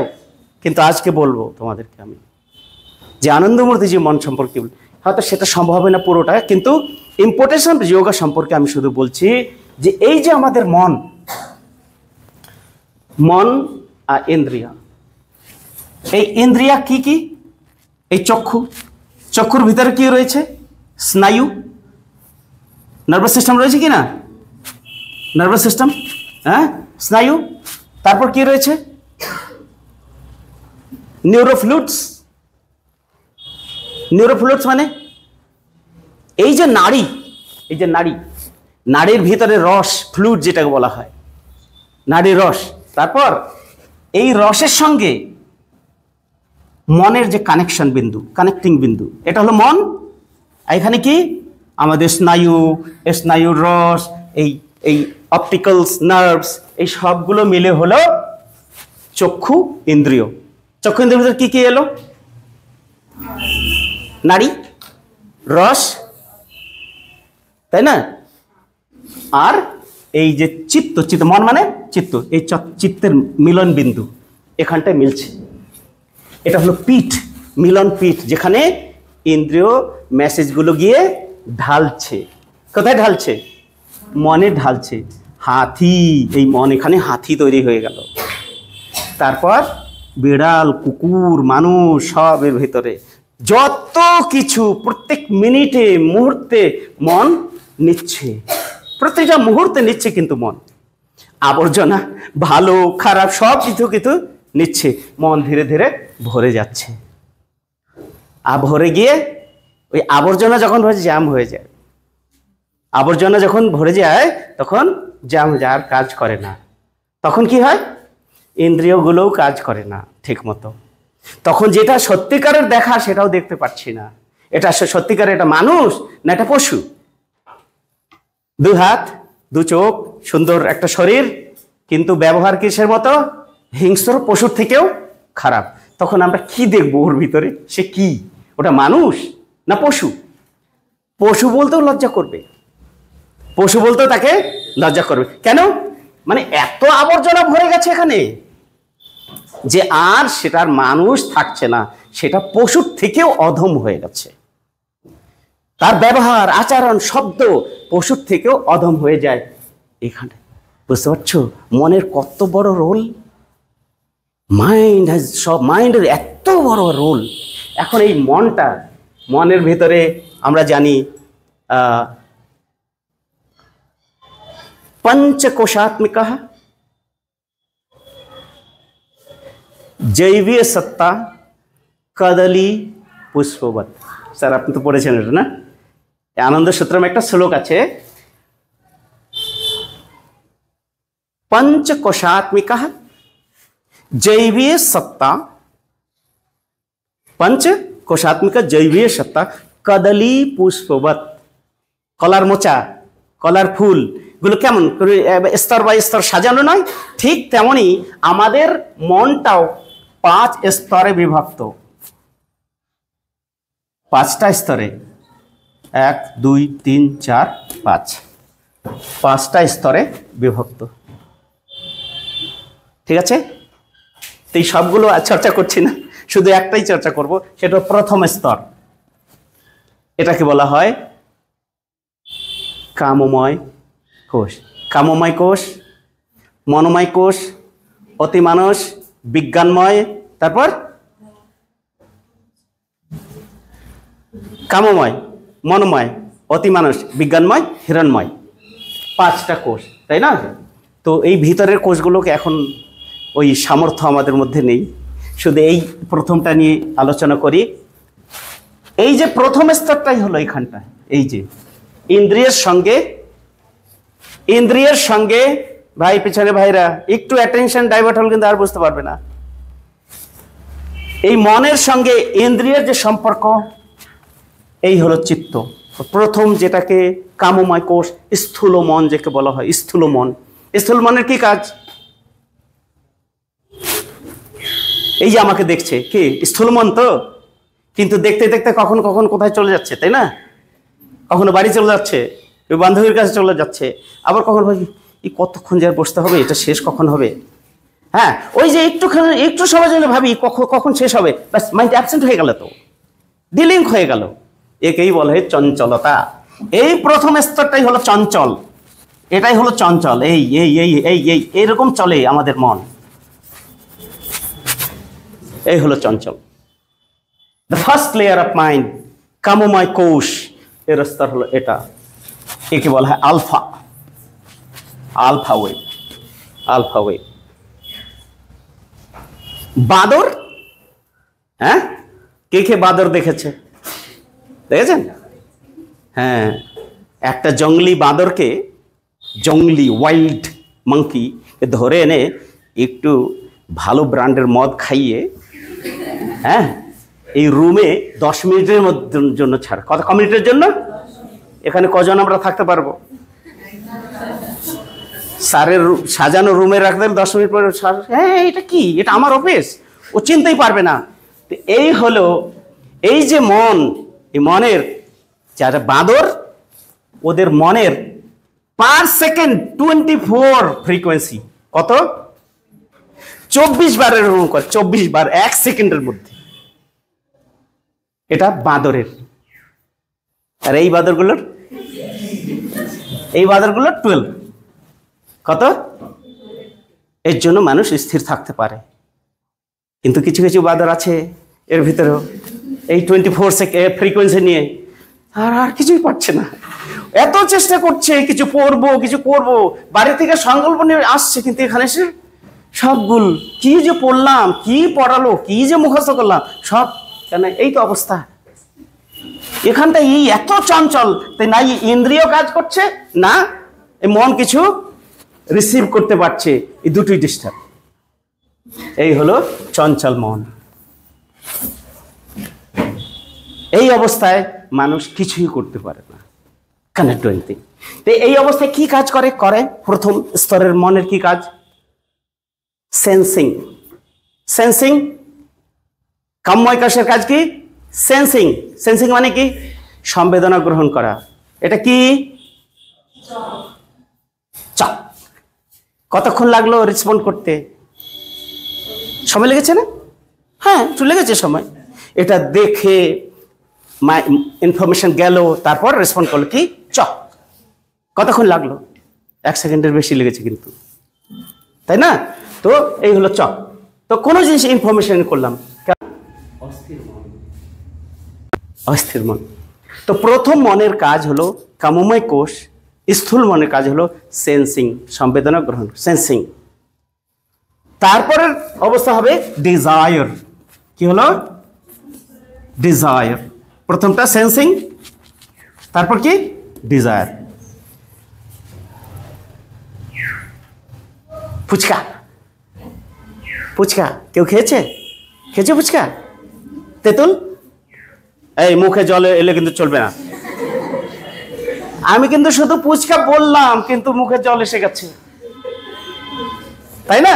আমার মুখে এসে গেছে, কেননা তেঁতুলের যে ওই যে টক, এই দেখো ঢোক গেলতে শুরু করে দিয়েছে। তো এই যে তেঁতুল, এই যে থেকে জল বেরোবে। তেঁতুল এমন একটা জিনিস, স্টিমুলার, হ্যাঁ, স্টিমুলেট করে ওটাকে, হ্যাঁ তেঁতুল। এখন আইসক্রিম, গরমে আইসক্রিমের ঘন্টি বাজলেই হলো, সঙ্গে সঙ্গে পকেটে হাত যায়, কি টাকা আছে কি না। যদি টাকা হয়, এখন ছুটি আছে কি, সঙ্গে সঙ্গে এই কর্মেন্দ্রীয় মানে জ্ঞানেন্দ্রীয় আইসক্রিম মেসেজ দিল কোথায়, মনকে দিল। মন সঙ্গে সঙ্গে রিয়াক্ট করলো, মন তৈরি হয়ে গেল আইসক্রিম খাওয়ার জন্য। তারপর ও পকেটে হাত দিল, কাকে বললো, কর্মেন্দ্রীয়কে বলছে, দেখতো আছে কিনা। তারপর আছে, স্যার ছুটি দিল, এই সঙ্গে সঙ্গে ঢন ঢন করে বেরিয়ে গেলাম, হ্যাঁ এই একটা আইসক্রিম দাও তো, কি এটা, এই বাটার স্কচ না ভ্যানিলা নাকি কেউ একটা, খেয়ে হা কি ধীরে ধীরে এতটুকু আইসক্রিম চেটে চেটে আনন্দ গ্রহণ করছে। ঠিক আছে, এটা হলো সেন্সিং। কি হলো, সেন্সিং, প্রথম সেন্স চলে গেল, তারপর ডিজায়ার ক্রিয়েট হলো, আর ডিজায়ার কি হলো, acting. Sensing, desire and action, এই তিনটা হলো প্রথম কামময় কোষের কাজ। এটাই রাস্তা, এটাই হলো গেটওয়ে। এটা যদি ডিস্টার্ব হয়, এই যে মনের যে অন্তঃস্থলে লুকিয়ে রয়েছে অনন্ত শক্তি সম্ভার, জ্ঞান, বিজ্ঞান, রিসার্চ, ডিসকভারি, এই যত এই পৃথিবীর ইউনিভার্সিটি রয়েছে, সবগুলো এই লেয়ারের ভিতরে রয়েছে। এই যে বইগুলো যে মোটা মোটা তোমরা পড়ছো, এগুলো কোত্থেকে এসছে, সব মনেরই অভিপ্রকাশ, কোনো না কোনো ব্যক্তির গভীর মনের অভিপ্রকাশ। তো যখন তোমরাই স্তর পৌঁছে যাবে, তখনই বলে, আরে আমার কাছেই এত সম্পদ, আমি এতদিন এদিক ওদিকে ঘুরে বেরিয়েছি। ইয়েস, আমরা শুধু ভারতীয় হয়ে জন্ম নিয়েছি, কিন্তু এই বিদ্যাটা শেখার সুযোগ পাইনি, যার ফলে আমরা পিছিয়ে আছি। এই বিদ্যা যদি প্রত্যেকটা মানুষ অভ্যাস করে, প্রত্যেকটা ছাত্র, প্রত্যেকটা স্টুডেন্ট, সেই যত ডিসকভারি, ইনভেনশন, সেই আমাদের নালন্দা বিশ্ববিদ্যালয়ের তক্ষশিলাতে যে বিভিন্ন বিষয় নিয়ে চর্চা, সব কিছু কিন্তু এই মনেরই অভিব্যক্তি। কিসের মাধ্যমে, যোগ সাধনা। যোগা বলছি না কিন্তু আমি কি বলছি, যোগ। যোগা শব্দ ভুল, কি বলতে হবে, যোগ। এখন যোগটা পরে আবার আসছি, যোগটা কি। তো এখানে মন বোঝা গেল। এর পরের অবস্থা যেটা বলা হয় মনোময় কোষ, তারপর অতিমানস, তারপর বিজ্ঞানময়, তারপর হিরণময়। এই হিরণময় কোষটা এত বড় খেলা। হিরণময় কোষটা এখানে যদি কেউ পৌঁছাতে পারে, এই যেখানে বসে যত লোক রয়েছে, আগের জন্মে কি ছিল, কুকুর ছিল কি ছাগল ছিল কি মানুষ ছিল, সব এখানে গিয়ে বোঝা যাবে। এই অবস্থা এখানে আসতে, মনটাকে এখানে, নিজেকে এখানে স্থিতি লাভ করতে হবে। স্মৃতিশক্তি কি, স্মরণ কাকে বলা হয়, মেমোরি কাকে বলা হয়, अनुभूत विषय संप्रमोष स्मृति। এই জানো এই শ্লোকটা তোমরা লিখে নাও, কাজ লাগবে। अनुभूत विषय संप्रमोष स्मृति। अनुभूत विषय संप्रमोष स्मृति। अनुभूत विषय संप्रमोष स्मृति মানে অনুভূত বিষয় কে, অনুভূত মানে আমি হাতি দেখলুম, হাতির একটা ছবি তৈরি হলো, রাস্তায় গেলুম, দেখলাম অনেকগুলো হাতি, আমার মন খুঁজছে কি আমি যে হাতিটা দেখছিলাম সেই হাতিটা কোথায়, এটা কি সেই, না না এটা তো এই এই এই এই এই হাতিটাকে আমরা দেখেছি। এই মানে অনুভূত বিষয় সম্প্রমোষ, মানে যে অনুভূত বিষয় সেটাকে আবার পুনঃজাগরণ করা, তাকেই বলা হয় স্মৃতি, যেটাকে বলা হয় মেমোরি, স্মরণ শক্তি। আর স্মরণ শক্তি কোথায় হয়, কোথায় জমা হয়? বর্তমান বিজ্ঞান বলে স্নায়ু তো ব্রেনে জমা থাকে, তাই না? কিন্তু আনন্দমূর্তি বললেন না, ব্রেনে অল্পক্ষণের জন্য থাকে। কতক্ষণের জন্য? অল্পক্ষণ। ব্রেনটা কি? এটা স্নায়ুতন্তু, collection of nerve system, neuron, neurofluids, এগুলো দিয়ে ব্রেন। এগুলো শুধু মেসেজকে কালেক্ট করে, এক একটা মেসেজ কালেক্ট করে। এই কালেক্ট করে একে ট্রান্সপোর্ট করার কাজ হলো, এই ব্রেনের কাজগুলো ট্রান্সপোর্ট করে কোথায়? এখানটায়।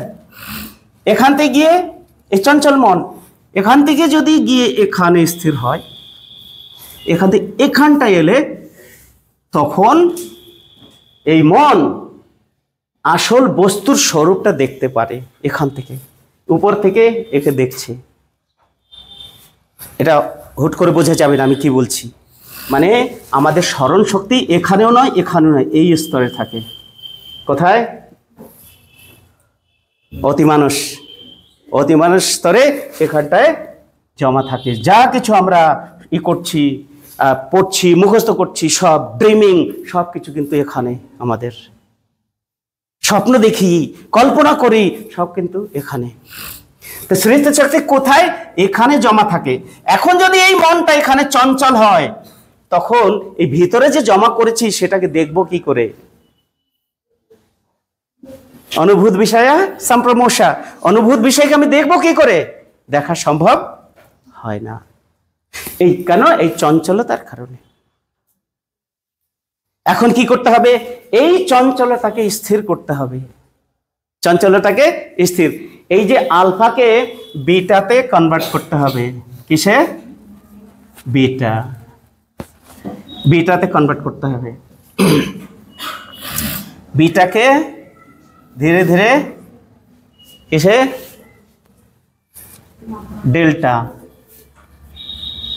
ডেল্টা, তারপর গামা, এইভাবে ধীরে ধীরে কনভার্ট করতে হয়। তো যতই কনভার্ট করবো ধীরে ধীরে আমরা মনের গহনে ভিতরে ধীরে ধীরে প্রবেশ করতে হবে। এক একটা দরজা খুলে যাবে, তখন বুঝতে পারো সব কিছু আমারই ভিতরে রয়েছে। তখনই কি হবে? এই যে মনের যে সংকীর্ণগুলো ধীরে ধীরে সরে যাবে। সংকীর্ণতা, বাধা, আবর্জনা ধীরে ধীরে ডিলিট হতে থাকবে। শেষ পর্যন্ত একদম বিশুদ্ধ যে মনের যে কারণ মন, এটা হলো কজাল মাইন্ড। এখানে পৌঁছে যাব। কজাল মাইন্ড এখানেই হয় ধ্রুবা স্মৃতি। কি? ধ্রুবা স্মৃতি। আমাদের গুরুদেব যখন 12th ক্লাসে পড়তে, 12 বছর বয়স, বিহারের জামালপুরে, তো ওখানে জামালপুরে ওই লাইব্রেরিতে একটা নতুন বই এসছে, স্কুলের বইতে। তখন ব্রিটিশ শাসন চলছে, তো একটা নতুন বই এসে গুরুদেব এটা একটু দেখলো। বন্ধু বান্ধব, ব্রিটিশ বন্ধুও ছিল, দেখে ভূগোলের মানে জিওগ্রাফি একটা রেখে দিল। বলে, প্রভাতদা এটা কী করলে? তুমি কি করলে? হয়ে গেল তোমার দেখা? হ্যাঁ হয়ে গেছে। আমি কি করে? বলে, তোমরা জিজ্ঞেস করো এই বইতে, যেখান থেকে তোমরা জিজ্ঞেস করো যে কি আছে। তো ওরা বন্ধুরা জিজ্ঞেস করছে, প্রভাতদা তুমি কিভাবে পারো? আমি পারি। তিনি নিজেকে ব্যক্ত করেননি, শুধু দেখালেন। তো বলে, দেখ, ধ্যান করলে এই কোয়ালিটি সবার মধ্যে জাগ্রত হয়। বিবেকানন্দের একই ঘটনা, বই পাতায় একটা বলে দেবে। তো এক্স্যাক্ট এটা হলো ধ্রুবা স্মৃতি, মানে একবার যেটা মনে এলো সেটা আর কখনো ডিলিট হবে না। কিন্তু পরশুদিন কি খেয়েছিলে ব্রেকফাস্ট? তুমি বলো বলো, সঙ্গে সঙ্গে বলো। কেন? এগুলো যখন খেয়েছি ওই স্নায়ু তো ব্রেনে ছিল, কিন্তু আবার নতুন যখন ওই পুরনোগুলো ডিলিট হয়ে যায়। 1 মাস আগে এই সময় তুমি কোথায় ছিলে? কেউ বলতে পারবে না।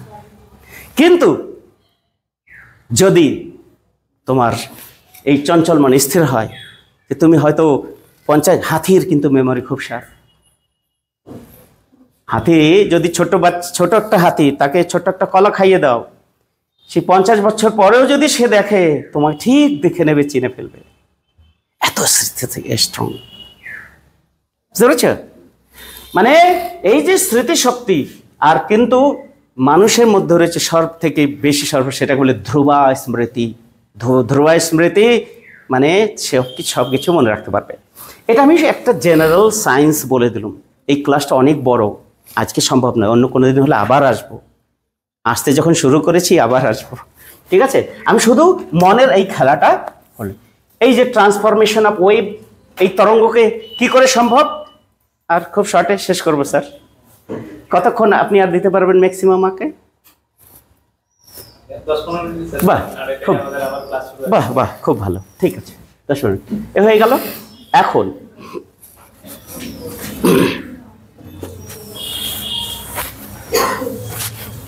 এটা হলো মনের খেলা। এখন আইডিয়েশন, যোগ। এই যোগ শব্দটার আমি ব্যাখ্যা আমি দিতে যাব না, আপনারা ভালো করে জানেন। চিত্তবৃত্তি নিরোধা যোগ উচ্চতে, কিন্তু আমাদের গুরুদেব বলছেন না, এই পরিভাষাটা সঠিক নয়।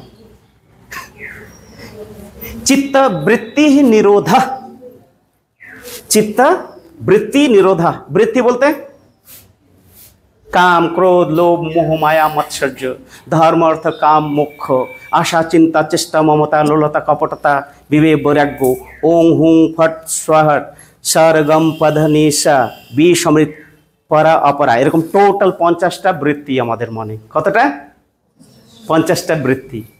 ধর্ম, অর্থ, কাম, মোক্ষ, অবজ্ঞা, মূর্ছা, প্রশ্রয়, ক্রূরতা, তারপর লজ্জা, তৃষ্ণা, এরকম করে মানে টোটাল আমি বলে দিতে পারি 50টা বৃত্তি।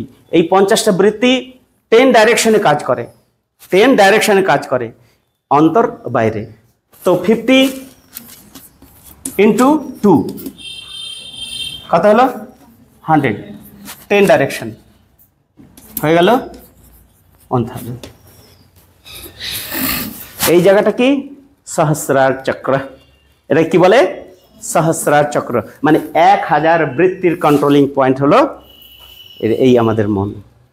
এর মানে মনকে যদি কন্ট্রোল করে ফেলো, এই 1000টা বৃত্তি তোমার কন্ট্রোলে এসে যাবে, আর এই বৃত্তিগুলো হয়ে যাবে তোমার শক্তি। কাম, ক্রোধ, লোভ, রাগ। আমার এত রাগ ওঠে না, আমার এত রাগ ওঠে না। কেন? কিসের জন্য? অকারণে রাগ। কেন? সে ধৈর্যই নেই না, কোনো জিনিসকে সহ্য করার সেই ক্ষমতা নেই, তাই রাগ ওঠে। আর যদি ধৈর্য ক্ষমতা থাকে তখন আর রাগ উঠবে না। ধৈর্য, প্যাশেন্স, ধৈর্য না থাকলে এই হুট করে তুই আমাকে ধাক্কা কেন দিলি, বাস হয়ে গেল, তুই আমাকে এমন বলে দিলি, বাস হয়ে গেল, শুরু তুলকালাম, সে মহাভারত যুদ্ধ হয়ে যাবে। যদি সংযম থাকে প্রত্যেকটা জিনিসে, আমাকে বুঝতে পারবে যে এই কোন পরিস্থিতিতে সে এই অ্যাকশনটা করলো, তাই না? এই যে 50টা বৃত্তি মানুষকে পাগল করে দেয়। কি? পাগল, চঞ্চল। এই কখনো লোভ, কখনো কাম, কখনো ঘৃণা, কখনো দেশ, কখনো ঈর্ষা, বিভিন্ন বৃত্তির প্রলোভনে মন চঞ্চল হয়ে ওঠে। তো পতঞ্জলি কি বলছেন? মহর্ষি পতঞ্জলি চিত্তবৃত্তি নিরোধা, এই বৃত্তিগুলোকে দমন করো। কি বলছে? নিরোধ মানে দমন করা। কিন্তু বলছে না না না না না না, ভুলেও না, দমন করলে না, মৃত্যু হয়ে যাবে, ওটাকে ডাইরেকশন চেঞ্জ করতে হবে। তখন গুরুদেব কি বলছেন? संजोगो योगो इत्युक्ते जीवात्मा परमात्मनि, संजोगो योगो इत्युक्ते जीवात्मा परमात्मनि, জীবাত্মাকে পরমাত্মার সঙ্গে মিলিয়ে দেওয়ার যে প্রচেষ্টা সেটাই হলো যোগ। আত্মাকে পরমাত্মার সঙ্গে মিলিয়ে দেওয়ার যে প্রসেস সেটা হলো, এটাই বললেন কে? আনন্দমূর্তিজি। বুঝতে পারছেন? এখন ঠিক আছে, এটা হয়ে গেল। এখন এটা সম্ভব কি করে? প্র্যাকটিক্যাল পার্ট এখন আসছে। দুটো জিনিস, যোগ, যোগ এক্সারসাইজ, যোগ এক্সারসাইজ যেটা বলে যোগ ব্যায়াম বলা হয়, যেগুলো রামদেব শেখান, অন্য গুরুরা শেখান। পেট কি করে কমাতে হবে, চামড়া কি করে চমকাতে হবে, দাঁত কি করে ভালো রাখতে হবে, চুলগুলোকে শাইনিং কি করে করতে হবে, হ্যাঁ, দীর্ঘ জীবন লাভ করবে, এই যোগ এক্সারসাইজ কারণে, ঠিক আছে? কিন্তু একজন তো বলছে না মনটাকে কি করে শাইন করাতে হবে, মনটাকে কি করে নিয়ন্ত্রণ। কজন যোগগুরু শিখিয়েছে আপনাদেরকে এখন পর্যন্ত? কে শিখেছে? টিভিতে বড় বড় গুরুরা আসে না, বড় বড় ভাষণ দেয়, ইয়ে পেট কমবে, এই কদিনই করে লাউয়ের জুস খাও, করলার জুস খাও, এটা করো, এই কপাল ভাতি করো, একদম কম হয়ে যাবে। আর ওগুলো খাওয়া বন্ধ করতে আবার ছড়িয়ে যাবে, তাই না? কিন্তু এটা এই শরীরটা আধার, সব থেকে বড় মনকে নিয়ন্ত্রণ করার পদ্ধতি সেটা হলো যোগ সাধনা। সেটা হলো কি? যোগ সাধনা। যোগ সাধনা, যোগ সাধনা। এর জন্য অষ্টাঙ্গ যোগের প্রথমে কি রয়েছে বলো তো? কে বলবে? অষ্টাঙ্গ যোগের প্রথম পাঠ কি? কোন ভাই বোন কেউ বলো? পাতঞ্জলি যোগ দর্শনে তো অষ্টাঙ্গ যোগ, তাই না? অষ্টাঙ্গের প্রথম জিনিসটা কি? যম। এই তো প্র্যাকটিক্যাল এসে গেল, এই প্র্যাকটিক্যাল এসে গেল। আমাদের যাত্রা, জীবন যাত্রা শুরু হয় যম থেকে। কি থেকে? যম। যমটা কি? অহিংসা, সত্য, অস্তেয়, অপরিগ্রহ, ব্রহ্মচর্য। পাঁচটা। অহিংসা, সত্য, অস্ত, অপরিগ্রহ, ব্রহ্মচর্য, পাঁচটা। প্রথমটা কি? অহিংসা। অহিংসা, অহিংসা মানে কি? কে বলবে অহিংসা?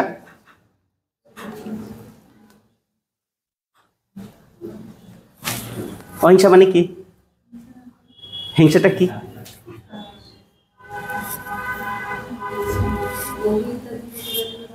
হ্যাঁ,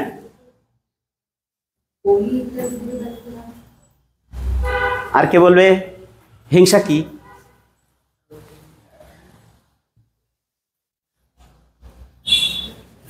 হিংসা মানে ওনার পরিভাষাটা কি? মনো वाक काय सर्वभूतानां अपीडनम अहिंसा। मनो वाक काय सर्वभूतानां अपीडनम अहिंसा। मन, वाक, काया, मन, वचन ও শরীরের দ্বারা কাউকে কষ্ট না দেওয়া, জেনে শুনে কাউকে কষ্ট না দেওয়া, কোনো জীবকে, কোনো মানুষকে কষ্ট না দেওয়ার যে মানসিকতা, সেটাই হলো অহিংসা। আর কষ্ট দেওয়াটা হলো হিংসা। এটাকে এলাবোরেট আমি করছি না, শুধু একটা কথাই বলতে চাই। মহাত্মা গান্ধী যে অহিংসার কথা বলেছে, একবারে ভ্রান্ত ধারণা, যার ফলে আমাদের সম্পূর্ণ ভারতবর্ষের লোককে ভুগতে হয়েছে, এখনো ভুগছি। আরে স্বামীজি, আপনারা তো অহিংসা নীতি পালন করেন, আপনারা রেগে কেন যান? রাগ করাটা খারাপ জিনিস, কিন্তু সব সময় রাগ না করাটা সেটাও আর ভালো নয়। কেননা একটা জিনিস একদম স্পষ্টভাবে বুঝে নাও তোমরা আজকে। হিংসা মানে হলো চণ্ড শক্তির প্রয়োগ। শব্দটা মনে রাখবে, চণ্ড শক্তি। চণ্ড শক্তি, চণ্ড শক্তি মানে চণ্ড, চণ্ড শক্তি, এটা সংস্কৃত শব্দ। চণ্ড মানে brutal force, brutal force, physical force, মানে শক্তি প্রয়োগ, use of power. Use of power is চণ্ড শক্তি, এটা হল হিংসা। Non use of power, non application of power is ahimsa. এখন মশা কামড়াবে, এখন কি করবে? আয় খা, রক্ত খা, তুই ক্ষুধার্ত, রক্ত খা, আয়। হ্যাঁ, এটা সাপ আসছে কামড়াতে, আয় আয় কামড়া, আমি অহিংসা। এরকম হয় না, ভুল ব্যাখ্যা দেওয়া হয়েছে। অহিংসা মানে কি বলা হয়েছে? অহিংসা পরমো ধর্ম, ধর্ম হিংসা তদেব চ। অহিংসা পরমো ধর্ম, ধর্ম হিংসা তদেব চ। অহিংসা পরম ধর্ম, কিন্তু ধর্ম রক্ষার্থে শক্তি প্রয়োগ করা তার থেকেও বড় জিনিস, বড় ধর্ম। মানে স্বধর্ম নির্ধারণ। স্বধর্ম বলে মানুষের ধর্ম, সনাতন ধর্ম। সে সনাতন মানে কি? হিন্দু নয়। সনাতন মানে যেটা ভাগবত গীতাতে বলা হয়েছে কি? ভ্রাদেশনা প্রণিধানং চ ধর্ম। সেই ঈশ্বর প্রাপ্তির যে এসনা, সেটাই হলো অনন্তকে পাওয়ার এসনা, সেটাই হলো ধর্ম। ব্রহ্মকে পাওয়ার এসনা, এটাই হলো ধর্ম। আর যেখানে ব্রহ্ম এসনা সবার মধ্যে থাকতে পারে, হিন্দু, মুসলমান, শিখ, ইসাই নয়। এই জন্য বলা হয়, এই যে মানুষের মানব ধর্মকে রক্ষার জন্য যদি শক্তি প্রয়োগ করতে হয়, সেটা হিংসা না, সেটাই হবে অহিংসা। কিন্তু যারা আমার ঘরে আগুন লাগাতে এসছে, শস্ত্রধারী, আমাকে মারতে এসেছে, আমাদের খেতে আগুন লাগিয়ে দিচ্ছে, আমাদের বোনদেরকে তুলে যেতে চাইছে, এই ধরনের লোককে কি বলা হয় সংস্কৃতে? আতাতায়ী। কি বলে সংস্কৃতে? আতাতায়ী, শস্ত্রধারী, আগুন লাগিয়ে দেয়, পর স্ত্রীকে দমন করে, পর স্ত্রী অপহরণ করে, এইসব আতাতায়ী। আতাতায়ীকে মারা কখনো হিংসা হয় না, সেটা অহিংসা পর্যায়ে পড়ে। তাই নিজের অস্তিত্ব রক্ষার্থে, সমাজ সংরক্ষণের জন্য, দেশ রক্ষার জন্য শক্তি প্রয়োগ করা উচিত। এটাই নেতাজি সুভাষচন্দ্র বোস করেছিলেন। আর তাই ইংরেজরা পালাতে বাধ্য হয়েছিল, আর ওটা না হলে হতো না। তাই যাই হোক, ওটা আমাদের বিষয় নয়। আমাদের হলো অহিংসাটাকে বোঝা। মনোবাক কায় সর্বভূতানাম অপীড়নম অহিংসা। এরকম এই যে অহিংসা শুধু মন ও বচনের দ্বারা, আজকে আমি সংকল্প নিচ্ছি আমি কাউকে কষ্ট দেবো না, আমার বন্ধু বান্ধব বান্ধবী কাউকে আমি জেনে শুনে কষ্ট দেবো না। যখনই এই মনটাকে প্রস্তুত করলে যে আমি কাউকে আজ থেকে কাউকে কষ্ট দেবো না, মনটা কিন্তু মনের ভিতরে যত দেশ ঘৃণা সব সরে যাবে এক সেকেন্ডের মধ্যে। একটু ভেবে দেখো যে আজ থেকে আমি কাউকে কোনোভাবে কোনো রকমের কষ্ট দেবো না, কোনো জীবকে কোনো মানুষকে কষ্ট দেবো না। একান্তে ভাববে, দেখো মনটা স্থির হয়ে যাবে। কেন না, যখনই ভাববে কষ্ট দেবো না, তখন তোমার মধ্যে প্রেম উদয় হবে, ভালোবাসার উদয় হবে, স্নেহ মমতার উদয় হবে। তখন অন্যকে কষ্ট দেওয়া যায় না, তখন স্থির হয়ে যাবে মন। আর যখনই ভাববো কাউকে কষ্ট দেবো, উগ্রতা এসে যাবে, অ্যাক্টিভেট হয়ে যাবে। বুঝে গেল? এর জন্য বলছে মনোবাক কায় সর্বভূতানাম অপীড়নম অহিংসা। মানে যোগ সাধনা করার আগে প্রথম প্রিন্সিপাল হলো ইয়ম। ইয়মটা কি? ইয়ময়তি হিজাসহ ইয়মঃ। ইয়ম মানে টু কন্ট্রোল। মানুষের যে বহির্মুখী যে ব্যবহার, এই জগতের সঙ্গে যে ব্যবহার, এই যে নিয়ন্ত্রিত ব্যবহার, এটাই হলো অহিংসা। Controlled behaviour. কার সঙ্গে কিরকম কথা বলতে হবে, কতটুকু ভলিউমে কথা বলতে হবে। আমি যে চলছি রাস্তায়, তিনজন বান্ধবী হাত ধরে হ্যাঁ গল্প করে চলে যাচ্ছে, পেছন থেকে বাস হর্ন দিচ্ছে, রিক্সাওয়ালা হর্ন দিচ্ছে, ওদের কোনো চারজন বন্ধু সাইকেল চারটা নিয়ে একদম এক লাইনে এখানে একটা এখানে একটা চারটা, পুরো রাস্তাটা দখল করে নিচ্ছে, শুনছেই না কি বলছে। এটা কি? এটা উদ্দণ্ডতা, উচ্ছৃঙ্খলতা। এর জন্য মানুষ যখন এই প্রথম অহিংসাটা পালন করবে, মানে বিহেভিয়ার, কন্ট্রোল বিহেভিয়ার নিয়ে সংযমিত ব্যবহার, ব্যাস তৈরি হয়ে গেল পটভূমি, মন তৈরি হয়ে গেল। তারপরে হয়ে যাবে নিয়ম। মনের কাম ক্রোধ লোভ মোহ এইগুলোকে নিয়ন্ত্রণ, সেটা হলো নিয়ম। এই দুটো করার পরেই মন তৈরি হয়ে গেল, আধার তৈরি হয়ে গেল। তারপরে এখন সবাই একটু চোখ বন্ধ করে সোজা বসো তো, হাতটা এরকম রাখো, এরকম। নিয়মটা কি সবাইকে জানে? পদ্মাসন সবাই? হ্যাঁ, তো বাড়িতে গিয়ে এই কাজটা করবে, পদ্মাসনে বসবে, ঠিক আছে? পদ্মাসন হলো শরীরটাকে সোজা রাখতে হবে, একদম রিল্যাক্স, চোখ বন্ধ। চোখটা বন্ধ করে স্থির থাকতে হবে সোজা।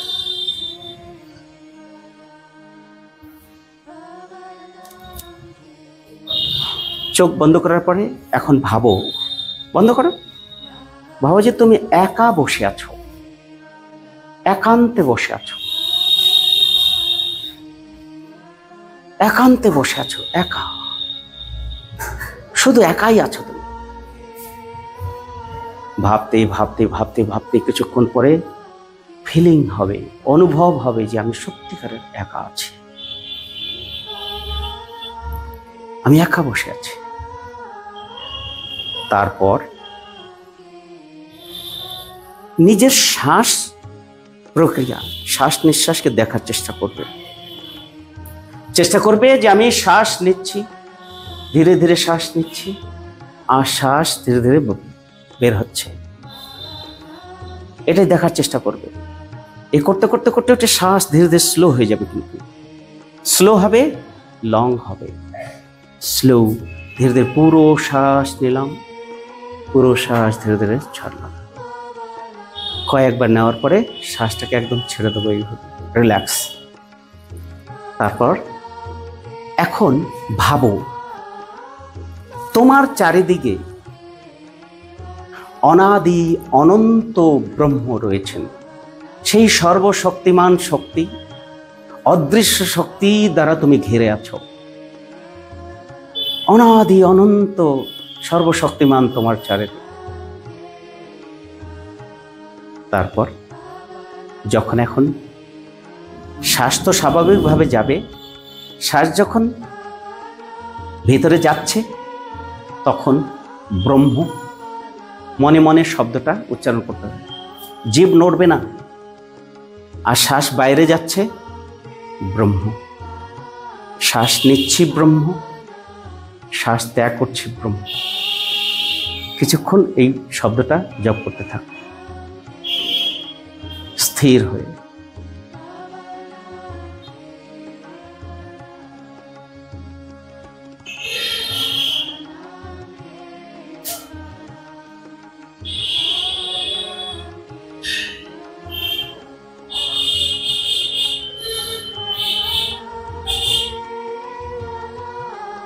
এই শব্দটা জপ করতেই থাকবে মনে মনে। শ্বাস নিচ্ছ মনে মনে, মুখে নয়।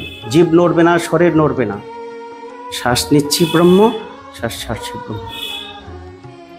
এরকম করতে করতে করতে করতে 5 মিনিট, 10 মিনিট, 15 মিনিট, 20 মিনিট করতে করতে দেখবে নিজেকে হারিয়ে যাবে একটু। তারপর 2 হাত জোরে সেই অনাদি অনন্ত ব্রহ্মকে নমস্কার করবে, যেমন আমি শিখিয়েছিলাম। সবাই নমস্কার করো 2 হাত জোর করে সেই অনাদি অনন্ত ব্রহ্মকে। এখন চোখ খোলো ধীরে ধীরে। আমি কিন্তু শুধু বেসিক একটা মানে ফর্মাল ইনিশিয়াল মানে প্রসেসটা বললাম। এটা হলো ইনিশিয়াল, একেবারে প্রাইমারি স্টেজটা। আজ থেকে বাড়ি গিয়ে এটা যখনই পড়তে বসবে, পড়ার আগে ভালো করে এটা করে নেবে। 5 মিনিট, 10 মিনিট পদ্মাসনে বসে, ঠিক আছে? সকালে ওঠার সঙ্গে সঙ্গে বিছানায় উঠলাম, সঙ্গে বিছানায় বসে গেলাম, যতক্ষণ পারো 5 থেকে 10 মিনিট। এটা করার পরে আমাকে 3 মাস পরে তোমরা ফোন করবে যে আজকে তোমাদের যে মানসিক অবস্থা, আর 3 মাস পরে মানসিক অবস্থা চেঞ্জ হয়েছে কি না, তোমাদের মনের চঞ্চলতা দূর হয়েছে কি না। এটা তো ঠিক আছে ভাই ও বোনেরা। এই কিন্তু যোগ করার জন্য একটা সবথেকে ইম্পর্টেন্ট গুরুত্বপূর্ণ জিনিস, সেটা হলো খাদ্য। খাদ্য যদি আমরা উগ্র প্রকৃতির খাই, মন কখনোই শান্ত হবে না, কখনোই শান্ত হবে না। উগ্র প্রকৃতির মানে তামসিক আহার, মাংস, ডিম, পেঁয়াজ, রসুন, এগুলো উগ্র প্রকৃতির খাবার, ঠিক আছে? সবাই খায়, আমি জানি বেশিরভাগ লোকই খায়। কিন্তু আমার প্রশ্ন হলো, তুমি আসলে চাইছো কি? অ্যাচিভমেন্টটা কি চাইছো? তুমি যদি সেই যে কথা বললাম অনাদি অনন্তকে, সেই শক্তিকে জাগ্রত, তোমার এই খাদ্যকে কন্ট্রোল করতে হবে। যদি খাদ্য কন্ট্রোল না হয়, ইন্দ্রিয় কন্ট্রোল হবে না। ইন্দ্রিয় কন্ট্রোল না হলে মন কন্ট্রোল হবে না।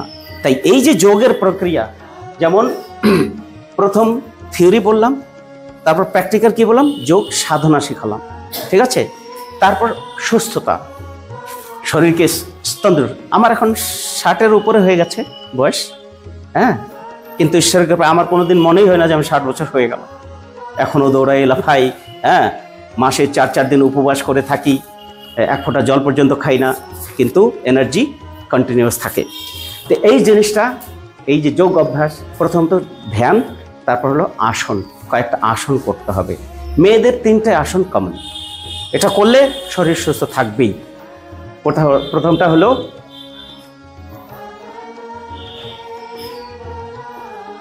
যোগ মুদ্রা, ওটা তো এখন দেখানো সম্ভব নয়। যোগ মুদ্রা, ভুজঙ্গাসন আর দীর্ঘ প্রণাম, এই 3টা আসন মেয়েদের জন্য কমন।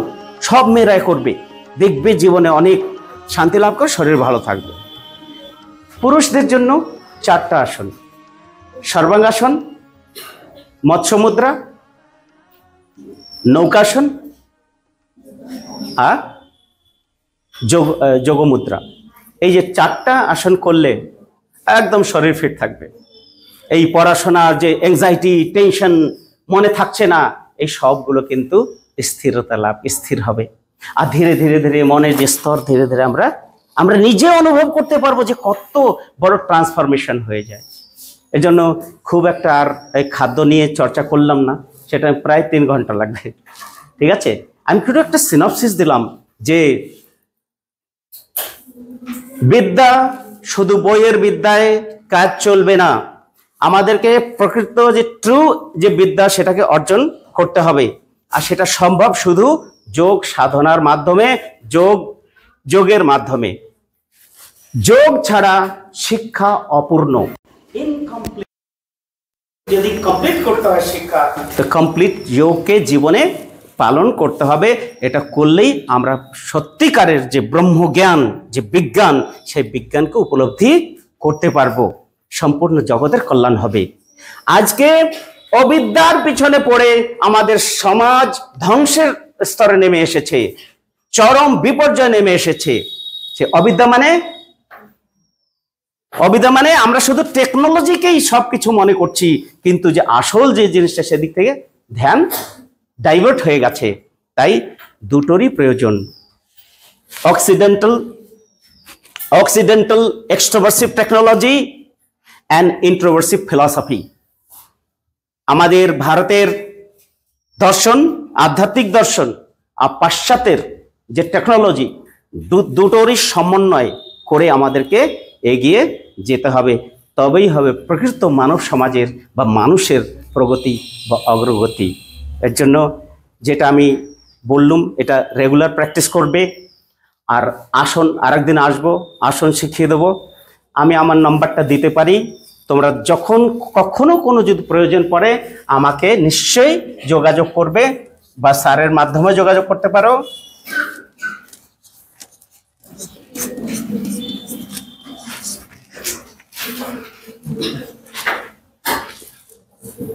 (9934325589) আচার্য পূর্ণ দেবানন্দ অবধূত। কোনো প্রশ্ন থাকলে করতে পারো এখন। Any question please. 5 মিনিট সময় দিলাম কোশ্চেন আনসার। যদি কোনো প্রশ্ন থাকে বা যে সমস্ত কথা বললেন Avadhutji, any confusion, any doubt please. থাকে তাহলে জিজ্ঞাসা করুন। আমার মনে হচ্ছে আমি বোঝাতে পারিনি, এর জন্য কোনো প্রশ্ন নেই। Sir, yes please.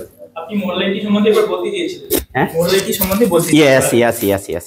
ঠিক আছে, শর্টে বললাম। মোরালিটি মানে হলো নীতি। তো নীতি শব্দটার অর্থ স্যারও জানেন। নয়নং ইত্যর্থে নীতি। চোখ এর কাজ হলো সামনের দিকে নিয়ে যাওয়া, তাই না?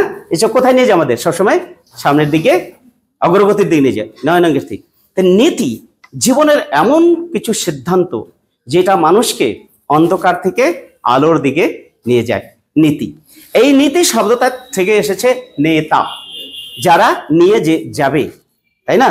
এর জন্য নেতাজি সুভাষচন্দ্র বলেছেন, leader does not drop from the sky but pours out of সাধনা, সেবা অ্যান্ড স্যাক্রিফাইস।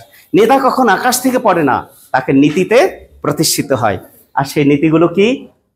যম নিয়ম, অহিংসা, সত্য, অস্ত, অপরিগ্রহ, ব্রহ্মচর্য, শৌচ, সন্তোষ, তপস্যা, শ্রদ্ধা, ঈশ্বর প্রণিধান। এটা 10টা হলো নীতির প্রিন্সিপল। যে মানুষ এই 10টা প্রিন্সিপলে প্রতিষ্ঠিত, তারাই প্রকৃত মানুষ, তারাই প্রকৃত নেতা, তারাই মানুষকে আলোকের পথ দেখাতে পারে। তাই আধ্যাত্মিক জীবনে নৈতিকতা হলো আধার, আর আধ্যাত্মিকতা হলো জীবনের লক্ষ্য। এজন্য বলা হয় মোরালিটি ইজ দ্য বেস, সাধনা is the mean, life divine is the goal. নৈতিকতা জীবনের আধার, সাধনা হলো মাধ্যম, আর সেই পরম চেতনা সেটা হলো জীবনের লক্ষ্য। এটাই আমাদের সবকিছু। ওকে, অনেক অনেক ধন্যবাদ আমাদের